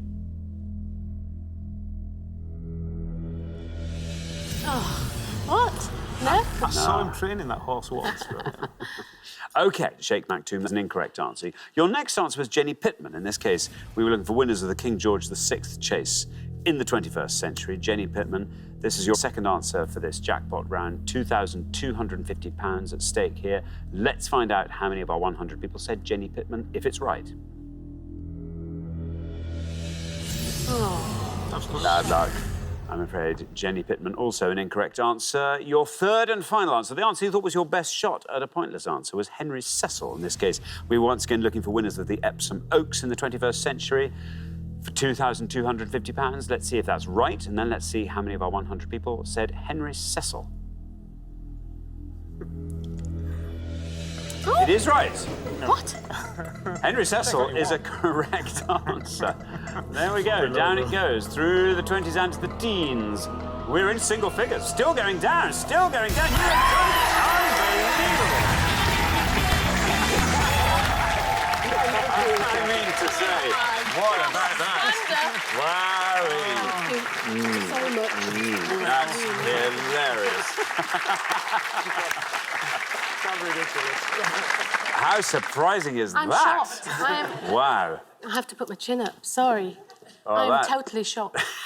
That is what we call on this show putting a Martin Van Buren. That's what we call that. Well done. Nice one. Well, congratulations, Henry Cecil was a pointless answer, which means you go home with our jackpot of £2,250. Very well done indeed. Very well done. Listen, you don't need me to tell you this. You know full well that Henry Cecil won the Oaks twice in Yes, the 21st yes. century, 2000, 2007, with Love Divine and Light Shift, both of which were also pointless answers as well. For anyone who knows about horse racing at all, there's loads and loads of pointless answers here. Let's take a look at some of them. We'll start with the Oaks. There's a few answers here. Aidan O'Brien, trainer. There's Henry Cecil, Johnny Murtagh. Ouija board, that's one of the horses. Everything there was a pointless answer apart from Frankie Dettori, Ryan Moore, Enable, John Gosden, Kieran Fallon and Minding. Let's take a look now at the Ascot Gold Cup. Estimate, there's John Gosden is a pointless answer on this one. Kieran Fallon, Yates as well. Everything pointless there, apart from, again, Frankie Dettori, Jamie Spencer, Michael Stout and Stradivarius. And finally, the King George VI Stakes. Best mate, a pointless answer. Henrietta Knight, Paul Nicholls, Ruby Walsh, a pointless answer. So some very big names in the pointless answers there. Everything there pointless, apart from Tony McCoy, who would have scored you 2. Cato Starr, Mike Bite and Nicky Henderson. Those scored points. Everything else was pointless. Very well done if you got one at home. Thanks, Richard, and thanks once again to our winning players, Serge and Parry, who go away with today's jackpot of £2,250. Very well done. Join us next time when we'll be putting more obscure knowledge to the test on Pointless. Meanwhile, it's goodbye from Richard. Goodbye. And it's goodbye from me. Goodbye.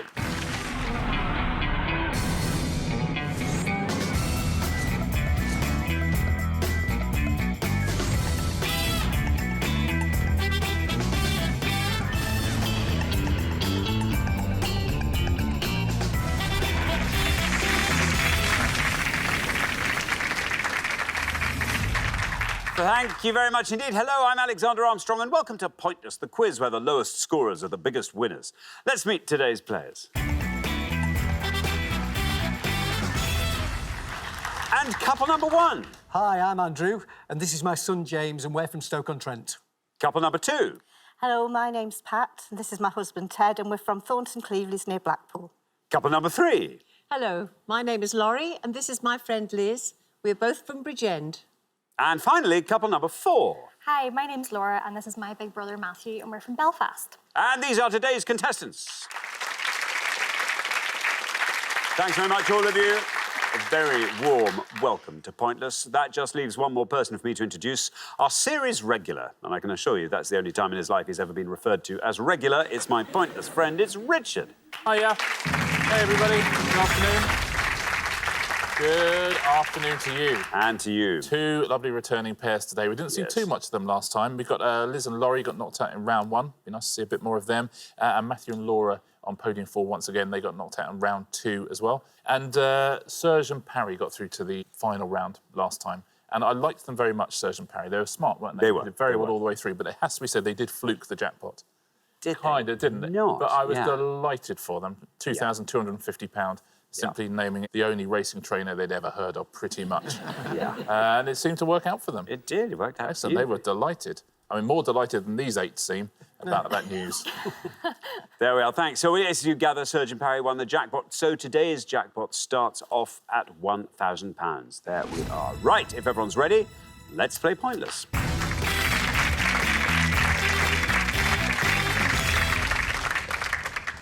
Just remember, everybody, it's the pair with the highest score that gets eliminated at the end of each round. So just make sure you keep your scores nice and low and everything will be great. Best of luck to all 4 pairs. Our first category today is global motoring. Can you all decide in your pairs? Who's going to go first? Who's going to go second? And whoever's going first, please step up to the podium. OK, and our question concerns A1 roads around the world and their countries. Richard. Yeah, all sorts of countries around the world have a road called the A1, as we do. What we're going to show you now are the places you would travel between on various A1s around the world. You just have to tell us the name of the country the road is in. So you'll see 2 places at either end of A1s. Which country are they in, please? Thanks very much, Richard. Let's reveal our first board of clues. Here they are. Lisbon to Porto, Gaborone to Francistown, Nicosia to Limassol, Paris to Lille, Vilnius to Klaipeda, Vienna to Salzburg, and St. Margrethen to Geneva. Let me read those again. Lisbon to Porto, Gaborone to Francistown, Nicosia to Limassol, Paris to Lille, Vilnius to Klaipeda, Vienna to Salzburg, St. Margrethen to Geneva. These roads are all A1 roads in their various countries, but what other countries? Andrew, welcome to Pointless. Very good to have you here from Stoke-on-Trent. What do you do, Andrew? I've been retired for 2 years. What did you do, Andrew? I used to be a chief executive in the NHS, National Health Service. Right, you are. And how long have you been doing that? How long was that? I'd worked in the NHS for about 40 years. Right, OK. And what fills your retirement? What fills your life with pleasure? We travel all over the world.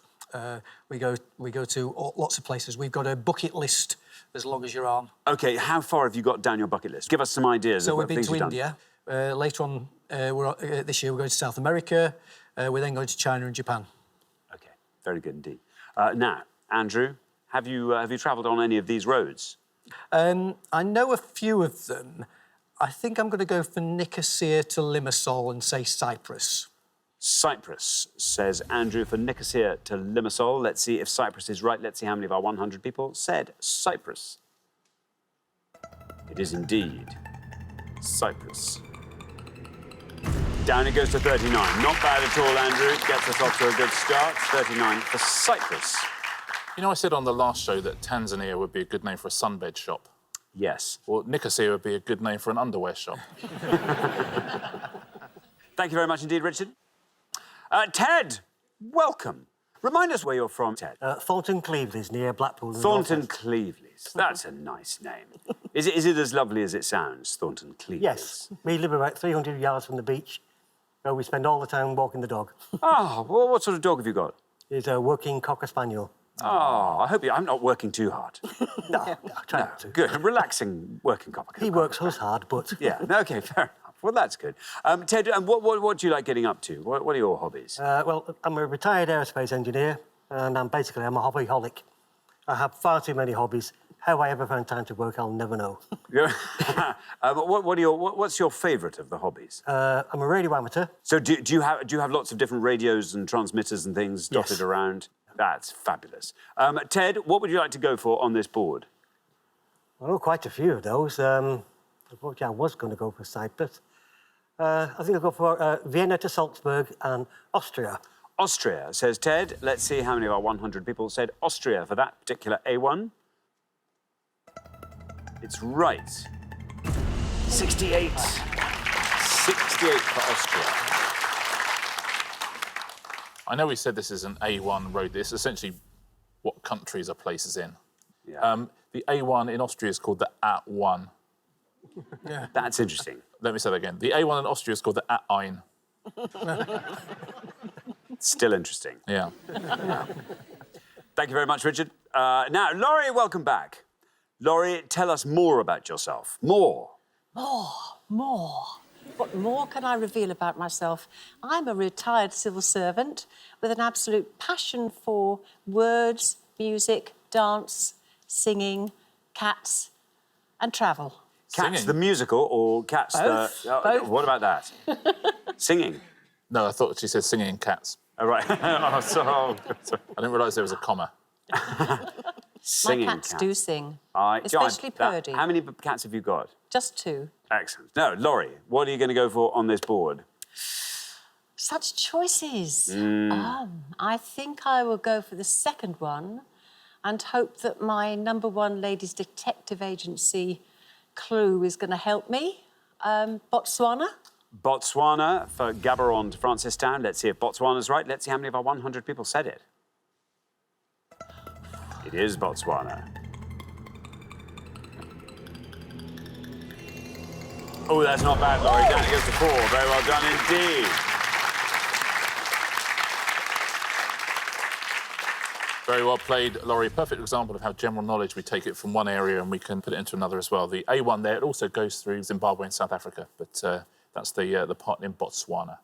Thank you, Richard. Now, Matthew, welcome back. Good to have you here from Belfast. As you described yourself on the last show, you're a stay-at-home uncle. Stay-at-home. You have plenty of interests. Tell us about those. Well, stay-at-home uncle, I would like to think I'm partly responsible for raising, helping to bring along one of the youngest Pointless superfans ever. My niece, Rosa, never misses a show. She absolutely loves it. And when the contestants get the questions right, she'll clap and cheer. And when they get it wrong and the red 100 comes up with the X, she'll go, boo, boo, boo, boo, boo, boo, boo. Oh, Matthew, that just adds to the pressure, doesn't it, right now? What other things do you like getting up to, Matthew? I'm a big fan of horse racing, so I love going to horse racing meetings. Huge football fan, and I really like golf as well. Don't play, but I love watching it. OK. Now, Matthew, you're the last person to have this board. Do you want to talk us through the blank? Yeah, Portugal at the top, Lisbon to Porto, Paris to Lille, France. I think the last one's, I think Geneva's Switzerland, is it? Vilnius, my first instinct was Latvia, but I think that's wrong. I think there's another country with an L, so I'm willing to take the gamble. And I'm going to say Vilnius is Lithuania. Lithuania. Oh, God, little Rosa could be shouting, whoa, whoa, whoa, whoa, whoa, at the telly any second now. Let's just find out. Lithuania. Is it right? How many people said it? It is Lithuania, of course. That's a great answer. Very well done. 20.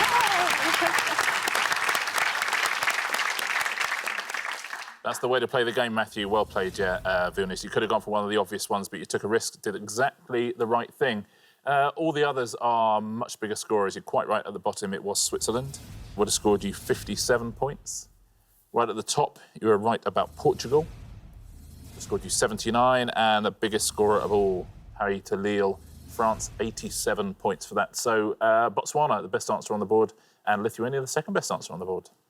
Thank you very much, Richard. Well, we're halfway through the round. Let's have a quick look at those scores. 4, the best score of the past, Laurie. Well done, Laurie and Liz. 20 is where we find Matthew and Laura. 39, Andrew and James. Then 68 is where we find Ted and Pat. But, you know, anything could happen in the next pass, but a lovely low score from you, Pat.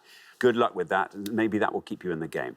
We're going to come back down the line now. Can the second players please step up to the podium? OK, we're going to put 7 more clues up on the board, and here they come. All of these are A1 roads in their various countries. What are the countries? Zagreb to Split, Amsterdam to Oldenzaal, Madrid to Burgos, Rabat to Tangier, Oldenburg in Holstein to Saarbrücken, Colombo to Kandy, and Milan to Naples. I'll read those again. Zagreb to Split, Amsterdam to Oldenzaal, Madrid to Burgos, Rabat to Tangier, Oldenburg in Holstein to Saarbrücken, Colombo to Kandy, and Milan to Naples. There we are. Laura, welcome back to Pointless. Great score from Matthew in the first pass there. Tell us a bit more about yourself, Laura. Well, when I'm not taking care of my baby daughter, I mostly like to have friends over and cook for them. I'm in a book club, and I also like to do a lot of art in my spare time. And Matthew and I are actually in the middle of writing a children's book together. So I'm doing the drawings and he's doing the stories. That sounds fantastic. How's it going? How far have you got? It's going really good. I think it's sort of based around the alphabet, letters of the alphabet. So Matthew's got about 20 of those done, and I'm Can I guess the ones you haven't yet done? Yeah. X, Q, Z, Yeah, Y, exactly. yeah. Oh, well. The others just write themselves, don't they? Yeah. OK, Laura, there you are on 20. What are you going to go for on this board? Okay, I think I'm going to go for the first one, and I think it's Croatia.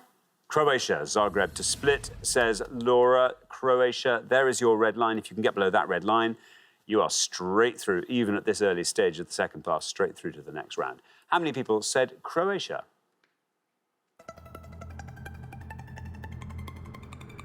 Look at that, good enough. 33, taking your total up to 53. Very well done. Very solid from our returning pairs so far. Zagreb is the capital of Croatia. Thank you very much. So, Liz. Hi. Liz, Now, last time we discovered, Liz, that you are very much into caving. That's correct, I yeah. was about to say potholing. It's not the same, is it, potholing, or is it? No, we like to say caving. What is potholing? That's more in and out mines and things in the ground. Caving's really covers the whole sport. All the different Okay, yeah. I see. How far have you gone under... Sorry, I'm not going to let this caving thing go. How far have you gone underground? Oh, well, a round trip can sometimes last 3 to 4 hours. That's the longest one I've been on. Wow. But sometimes they spend all day and all night down the caves as well. The people, camp down there. So but you was like sort of a couple of miles from the... Yes. From the hole you came in through? Oh, about 40 miles worth of caves under our clubhouse. Amazing for storage, though. Yeah. That's good. Isn't it? Yeah, anyway, so, Liz, there you are on 4. Amazing score from Laurie in the first pass. What are you going to go for? Well, I think I'm going to take the easy option now because I don't want to let Laurie down. So I think I'm just going to stick and go safe with Madrid to Burgos, Spain. Madrid to Burgos, Spain, says Liz. Here is your red line. Get below that, and you are through to the next round. How many people said Spain? OK, 86. Well, that's nice and neat. Takes your total up to 90. I mean, they're safe and they're safe, isn't there? You would think for a caver, it might have taken more risks. Yeah. I could never go caving. No. No. Pat, would you go caving? Oh, no. Gosh, no. I think that's the right answer. Pat, welcome. It's lovely to have you here. Tell us all about yourself, Pat. I'm retired now, but I used to work in civil aviation. I was an airport operations officer. And since we're retired, we like to go caravanning. We've got a touring caravan. Do you go abroad caravanning? We haven't, actually. We tend to go to the Northwest Highlands or the lakes or the Dales. Very nice. Somewhere like that, yeah. Very nice. But it's a travelling caravan, so you take it with you. Yeah. Well, that's nice. You know exactly where you are. You know where everything lives. Well, this is true. And if we go north, we keep out of everybody's way. We're not clogging up the roads. Oh, that's so nice. Considerate. Of course. Caravanners. Very good. And where was the airport that you worked at? At Blackpool. I see. Is that a sort of small... Yes, it is just a small regional airport. Regional airport. OK, now, Pat, you are on 68. You need to score 21 or less. Well, I'm hoping that Colombo to Kandy, being Sri Lanka, will help. Sri Lanka, says Pat, for Colombo to Kandy. Let's see if that's right. Here's your red line. Get below that. Through you go.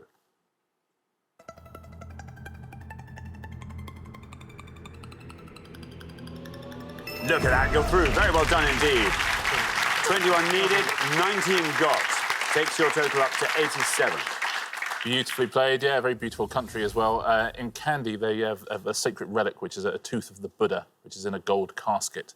But you can't. But they then put that gold casket in 6 other gold caskets, so you can't see the tooth. But they say it's there. An awful lot of gold. There's a lot of gold. I think that would sort of, yeah. It's the Buddha's tooth, though, for goodness' Well, it's the sake. Buddha's, I know, but Yeah. maybe some thick glass. I feel sorry for the Buddha because maybe he didn't get a pound for it when It sounds like he didn't. Yeah. Yeah. Thank you very much, Richard. Now, James. Hi.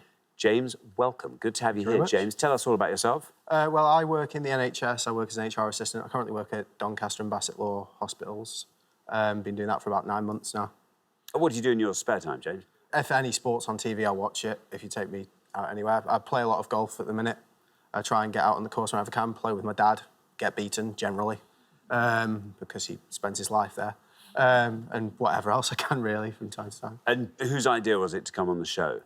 I think it was more mine, but to be honest, my dad will sit there and watch Pointless every single night. Do you watch together quite often? Well, not anymore because I moved out. You're in Doncaster, of course. We did when I was doing my master's degree. We'd sit down every night to the point where my mum wasn't allowed to put dinner on the table until a minute after Pointless had finished.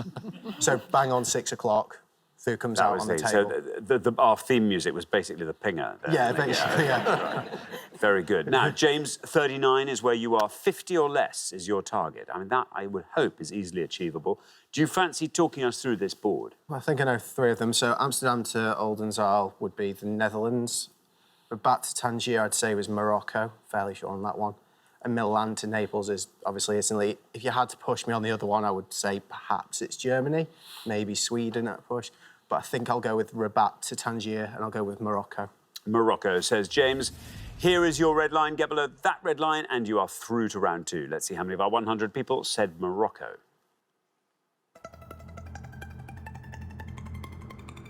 Well done. You're through. Very good indeed. 36. Takes your total up to 75.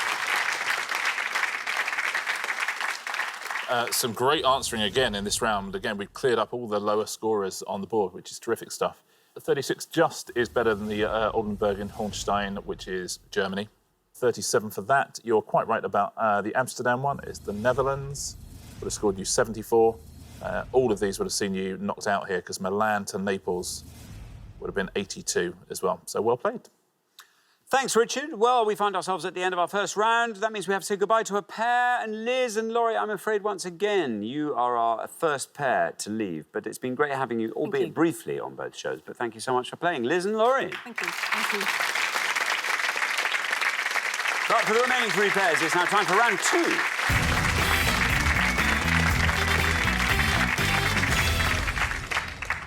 And there we are. Down to 3 pairs. Very well done. You made it through that round pretty well. Pat was the lowest scorer of our surviving players in that first round, so well done to you. Matthew and Laura, our lowest combined scorers in that round, so well done to you. And James and Andrew, just well done. Just great to have you here. Best of luck to all 3 pairs. Our category for round 2 today is classical music. Can you all decide in your pairs who's going to go first, who's going to go second? And whoever's going first, please step up to the podium. OK, let's find out what the question is. Here it comes. We gave 100 people 100 seconds to name as many instruments in Mahler's 8th Symphony as they could. Richard. Yeah, we're looking for the name of any individual instrument that's required for the score of Mahler's 8th Symphony. I believe they call it the Symphony of 1,000. Sometimes it's one of the largest orchestral ensembles needed for any symphony. Orchestral instruments, right? Orchestral instruments. I bet you know Mahler's 8th. I do know Mahler's 8th. Is it good? Yeah, it is. It's fantastic. How's it go? Yeah, well, I'm not going to sing it now. I think it's going to be too hard.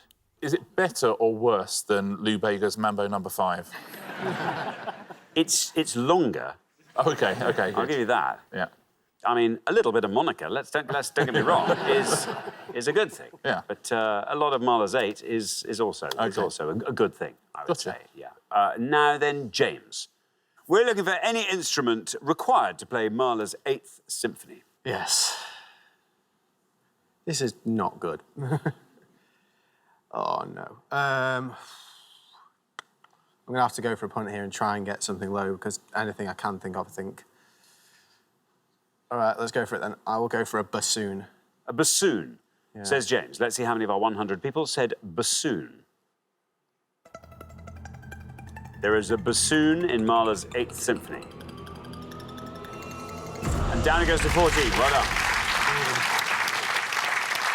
Well done. 14 for bassoon. See, they're probably good players today, aren't they? Because even on that, you know, just not panicking is the key and trying to come up with one of those mid-level ones. It's hard to play the bassoon, right? These are all 10 fingers and thumbs. The way I play the bassoon, I have to start using toes halfway through. Now, Pat. Pat. Well, it's going to be a guess. Cor anglais. Cor anglais, says Pat.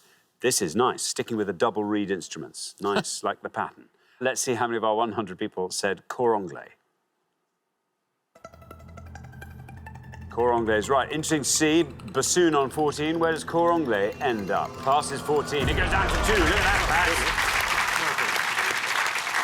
She gives us Sri Lanka. She gives us cor anglais. She's unstoppable. Pat did not come here to muck about today, did she? That's very, very good. Yeah, also called the English horn, even though it's neither English nor a horn. I know. Extraordinary. Yeah. Thank you very much indeed. Now, Laura. Okay, so mine's going to be a guess as well. I've never heard it before, so the most obscure one I can think of at the minute would be piccolo. Piccolo. The piccolo, says Laura. OK, let's see how many of our 100 people went for that. It's right. Well, 14 for bassoon, 16 for piccolo.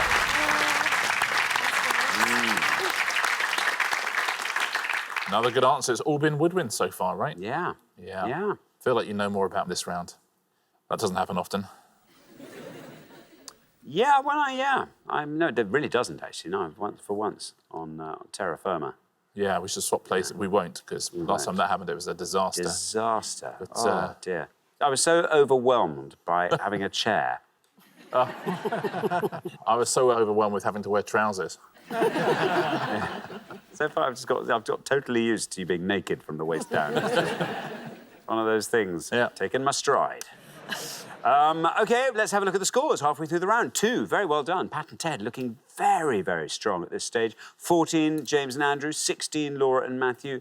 Matthew, tiny bit ahead, as you can see, but yeah, nice, clever bit of judicious answering from you in this next pass might keep you in here and let you get through to the head-to-head. Good luck with that. We're going to come back down the line now. Will the second players please step up to the podium? Matthew, we are looking for the name of any instrument required to play Mahler's 8th Symphony. The guys are really good, so I'm thinking I'm just going to take a chance on something. If it's red, I'd imagine it would be obscure and would score low. Mandolin. Mandolin. Interesting. I wonder. Mandolin. Well, there you are on 16. You're the high scorers. As you say, you had to take a bit of a punt here. There's no red line for you. But let's see. Mandolin could be there. Let's find out.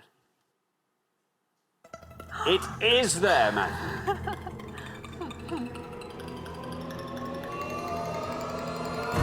Down to 1. I thought I was going to be quoted for a moment. Very well done indeed. 1 for Mandolin. Takes your total up to 17. This is great stuff, isn't it? That's exciting. Blimey. I tell you, the look on Andrew's face when he realised that was right. Yeah, mandolin. The only instrument in the orchestra to rhyme with one of Henry VIII's wives. That's nice. Yeah. Thank you very much. Now, Ted. Ted, there you are on 2. If you can score 14 or less, the head-to-head awaits. How do you follow that? I have to go for viola. Viola, says Ted. OK, viola. Here is your red line. Get below that with viola, and there you go, into the head-to-head. How many of our 100 people said viola? It's right. Down it goes to 39. Takes your total up to 41. But the nice thing there, Ted, is that made Andrew look slightly happier. So then, Andrew, we're looking for any orchestral instrument required to play Mahler's 8th Symphony. There you are, on 14. You have to score 26 or less with this. OK, so this is a bit of a risk. Yeah. Tuba. Tuba. I like the way Andrew made a sort of tuba player's face just after he said tuba. 14 is what you're on. There is your red line. If you get below that with tuba, through you go to the head-to-head. How many of our 100 people said tuba?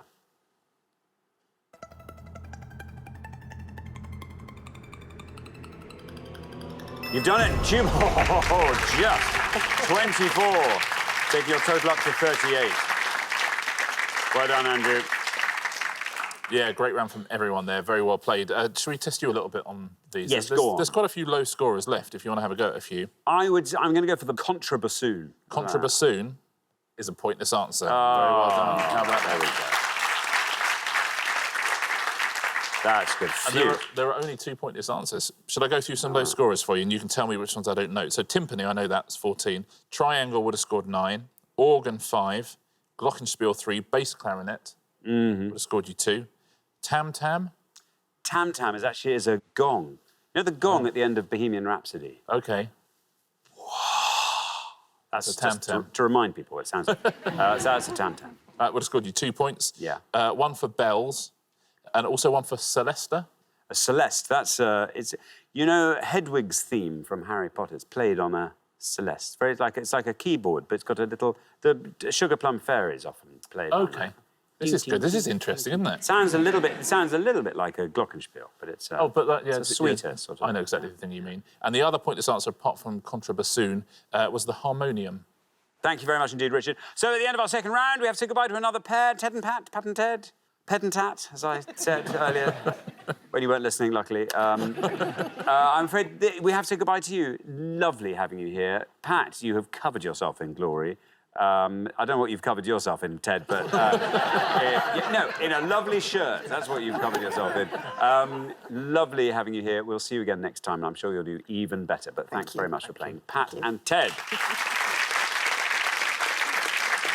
But for the remaining two pairs, it is now time for our head-to-head.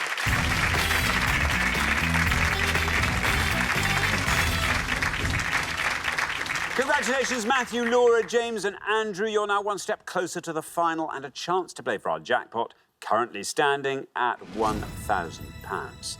Now, this is the head-to-head. As you know, the first pair to win 2 questions in this will go through to the final and play for that jackpot. Hard to call it, isn't it? Isn't it? I know. Very impressive. These are both teams that have knocked Pat out, which is very impressive after what she's done. Ted took a hand in knocking Pat out, I'd say. Yes, I think Ted. But to be fair to Ted, in any normal show, they would have been sailing through. Oh, they so would. we've got 2 very strong pairs here. I'm looking forward to this very much. Let's play the head-to-head.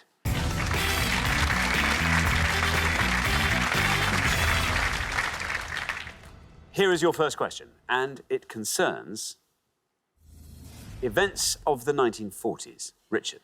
We're going to show you some pictures now of events of the 1940s. We'll also show you some letters that make up those events as well. What are the events, please? Thank you very much. Let's reveal our set of pictures. Here they come. We have got A, F-O-R-T-O-I-G, introduced 1940.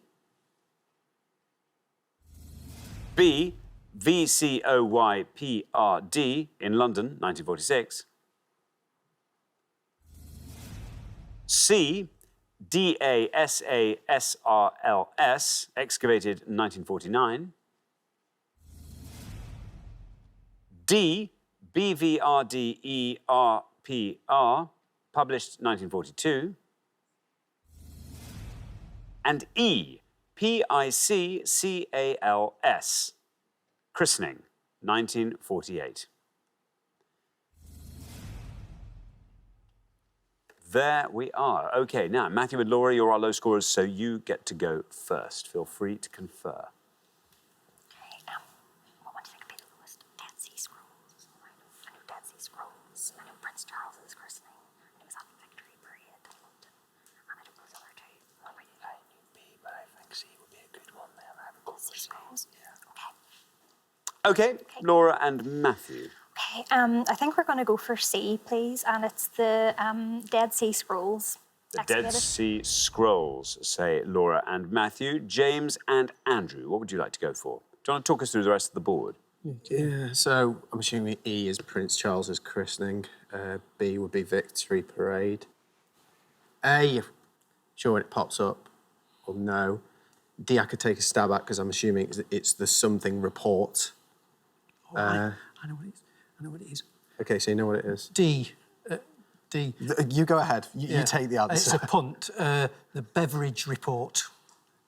You're going to go for D, Beverage Report. OK, Beverage Report and Dead Sea Scrolls. So, Matthew and Laura said Dead Sea Scrolls for C. Let's see how many of our 100 people said that.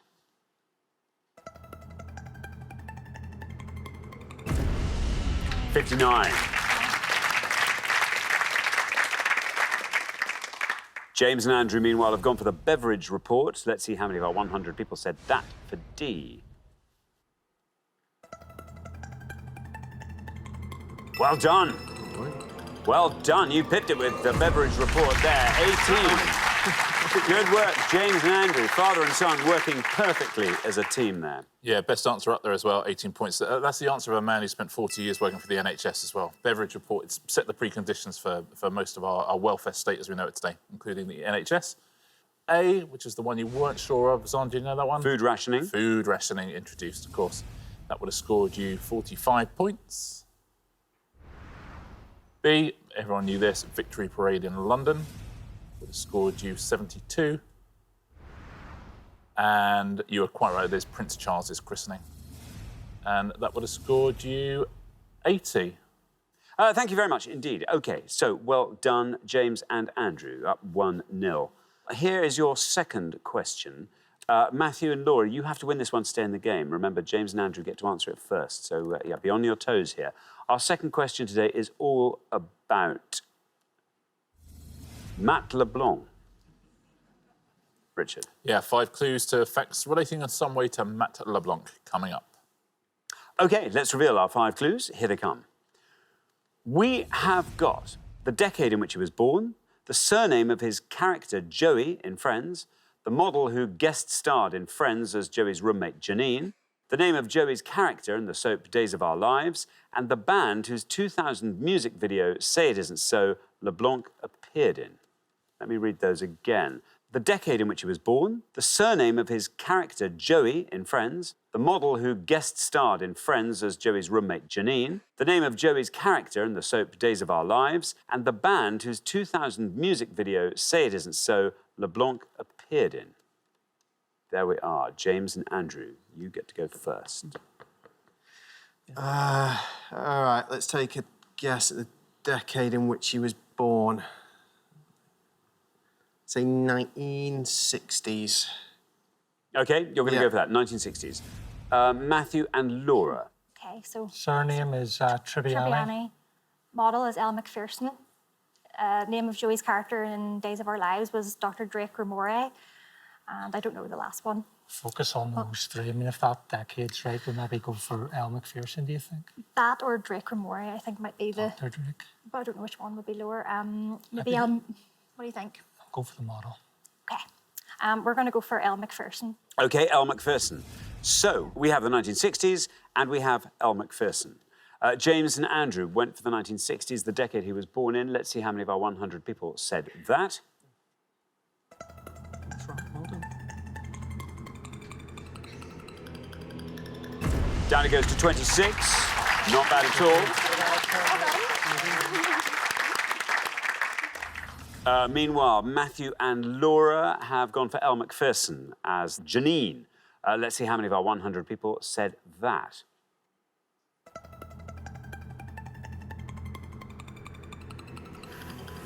Ooh, 27. 27. Which means James and Andrew, very well done indeed. You win that point, and that means after only 2 questions, you're straight through to the final 2-0. Yeah, he was born in 1967. I think a lot of people would have said 70s for Matt LeBlanc.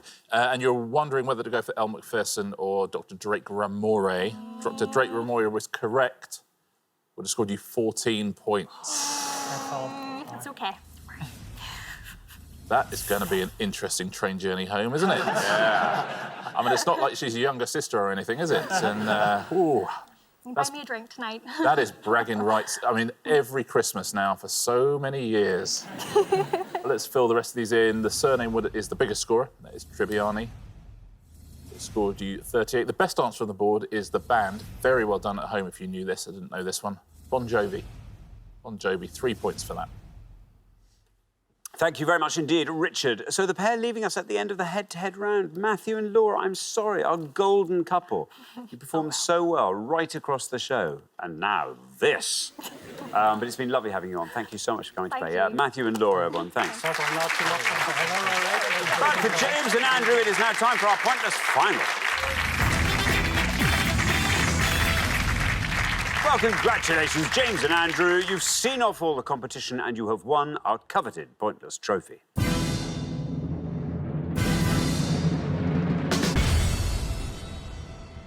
You now have a chance to win our Pointless jackpot, and at the end of today's show, the jackpot is standing at £1,000. Well, very well done. What do you want to see come up in this next round that's going to help sports-related. Sports-related. Football, preferably. And really, when you say anything, how obscure can the sports get? Pretty obscure. OK. As always, you get to choose your category from the 4 we put up on the board. Let's see what today's selection looks like. We've got dinosaurs, 2007 film comedies, Mary Queen of Scots, and short stories. See, I'm tempted by short stories because it could be Roald Dahl, but I don't know what you prefer on that. No, I'm quite happy to go with you. If you fancy short stories, and that's fine by me. Short stories. You're going to go for short stories, Richard. OK, best of luck, gents. 3 different authors for you here. We're looking for any of the following, please. We're looking for any of the short stories of Mark Twain, as collected in Penguin's Complete Short Stories in 2012. We're looking for any of the short stories contained in Dubliners by James Joyce, or we're looking for the title of any short story or novella by Stephen King, according to his own website in March 2019. So Mark Twain short stories in Dubliners, or any short story or novella by Stephen King. Very best of luck. Thank you very much indeed, Richard. Now, as always, you've got up to a minute to come up with 3 answers, and all you need to win that jackpot is for just one of those answers to be pointless. You don't have to answer all 3 categories, just focus on whichever category or categories you like. Are you ready? Ready as we'll ever be on that one. OK, well, let's put 60 seconds up on the clock. There they are. Your time starts now. No, I know nothing by Mark Twain aside from Adventures. Well, Huckleberry Finn is it a short story? Yeah, wow. James Joyce, I know nothing. Stephen King, the only things I can think of are like Misery, It. They're now thinking of his longer ones, so that wouldn't be novellas, they're more the actual books. We stick with the horror ones. If there's anything else Stephen King, do you know? No, So I don't. Misery, It, Pet Sematary. Yeah. I think that's it, to be perfectly honest. If we go for those 3, I would be so surprised if any of them come off. OK. But those are the only 3 I can think of. I can't think of anything. It's not my strongest subject at all. Yeah, At all. Yeah, fair enough. OK, I think we'll stick with that, and we've got 3 to go. OK, happy for us to stop the clock. OK, we will do that and take your 3 answers. So what are you going to give me? Well, we're not even sure if they're short stories or anything, but we'll go for It by Stephen King. It. Misery by Stephen King. Misery. And Pet Sematary by Stephen King. Pet Sematary. Of the 3, is the one you want to nominate as your best shot at a pointless answer? We'll put Pet Sematary up there. Pet Sematary we'll put last. Least likely to be pointless? It. It, and then Misery goes in the middle. OK. Well, let's put those answers up on the board in that order then. And here they are. It, Misery, Pet Sematary. OK, well, 3 answers there. It wasn't the best category for you, but very, very best of luck. If one of these were to turn out to be a winning answer and a pointless answer, what would you like to do with that jackpot money? James? Well, I'll probably go on holiday. I mean, if £1,000 between us, actually, we could probably put it towards potentially eventually going to the Masters or Augusta. I'd quite like to do that. Andrew? I said I'd give it to James. Oh, that's nice. Very good. OK, so in the first instance, we were looking for, in fact, sorry, in all 3 instances, we're looking for short stories or novellas by Stephen King. Your first answer was It. Let us find out if that is a pointless answer and if it will win you £1,000. Let's see, how many people said It? Oh, bad luck. No, I'm afraid not a novella or short story. Let us turn to your next answer, Misery. Once again, we're looking for Stephen King novellas or short stories. How many of our 100 people said Misery? Is it a right answer? Will it win you £1,000? How many people said Misery? Bad luck. Bad luck. Let's try your 3rd and final answer, which was Pet Sematary. Again, we're looking for Stephen King short stories or novellas. If this is right, if it is pointless, you will leave here with £1,000. Let's see how many of our 100 people said it. But the crucial thing is it right? Pet Sematary. Oh, bad luck. Bad luck. Well, in a really tough category, you know, you did well. You found 3 answers at least, but I'm afraid you didn't manage to find that all-important, correct, or indeed pointless answer. So I'm afraid you don't win today's jackpot of £1,000. That'll roll over to the next time. But it's been lovely having you here. Really enjoyed having you. So thank you so much for playing. And in recognition of how well you've done, you get to take home a pointless trophy each. So there we are. Excellent. Richard? Yeah, all 3 of those are novels, I'm afraid. All Stephen King, so that's something. All novels. Let's take a look at the different categories. We'll start with Mark Twain. Here's a few. Here, A Horse's Tale, A Story Without End, The Man That Corrupted Hadleyburg, and The £1 Million Banknote. Everything in that collection, the complete short stories, apart from A Dog's Tale, Luck, and The Notorious Jumping Frog of Calaveras County. Everything else was a pointless answer, so well done if you got another one. Let's move on to James Joyce. Dubliners. There's only 3 pointless answers here. A Mother, A Painful Case, and Ivy Day in the Committee Room. Well done if you got any of those. And short stories and novellas by Stephen King. I mean, there's 50-odd pointless answers. I mean, there's all sorts of pointless answers. I'll go through a few and then I'll tell you anything that scored points. 1408 is a pointless answer. Grammar, Graveyard Shift, that's terrifying. The Lawnmower Man turned into a film. That everything pointless there apart from Rita Hayworth and The Shawshank Redemption, that's the biggest scorer. The Mist, The Body, Children of the Corn, Elevation, The Langoliers, 1922, Gwendy's Button Box, and The Man Who Loved Flowers. Everything else is a pointless answer, so well done if you got one. Thank you very much indeed, Richard. And thanks so much, James and Andrew. I'm sorry you didn't win our jackpot today. That will therefore roll over onto the next show when we will be playing for £2,000. Join us then to see if someone can win it. Meanwhile, it's goodbye from Richard. Goodbye. And it's goodbye from me. Goodbye.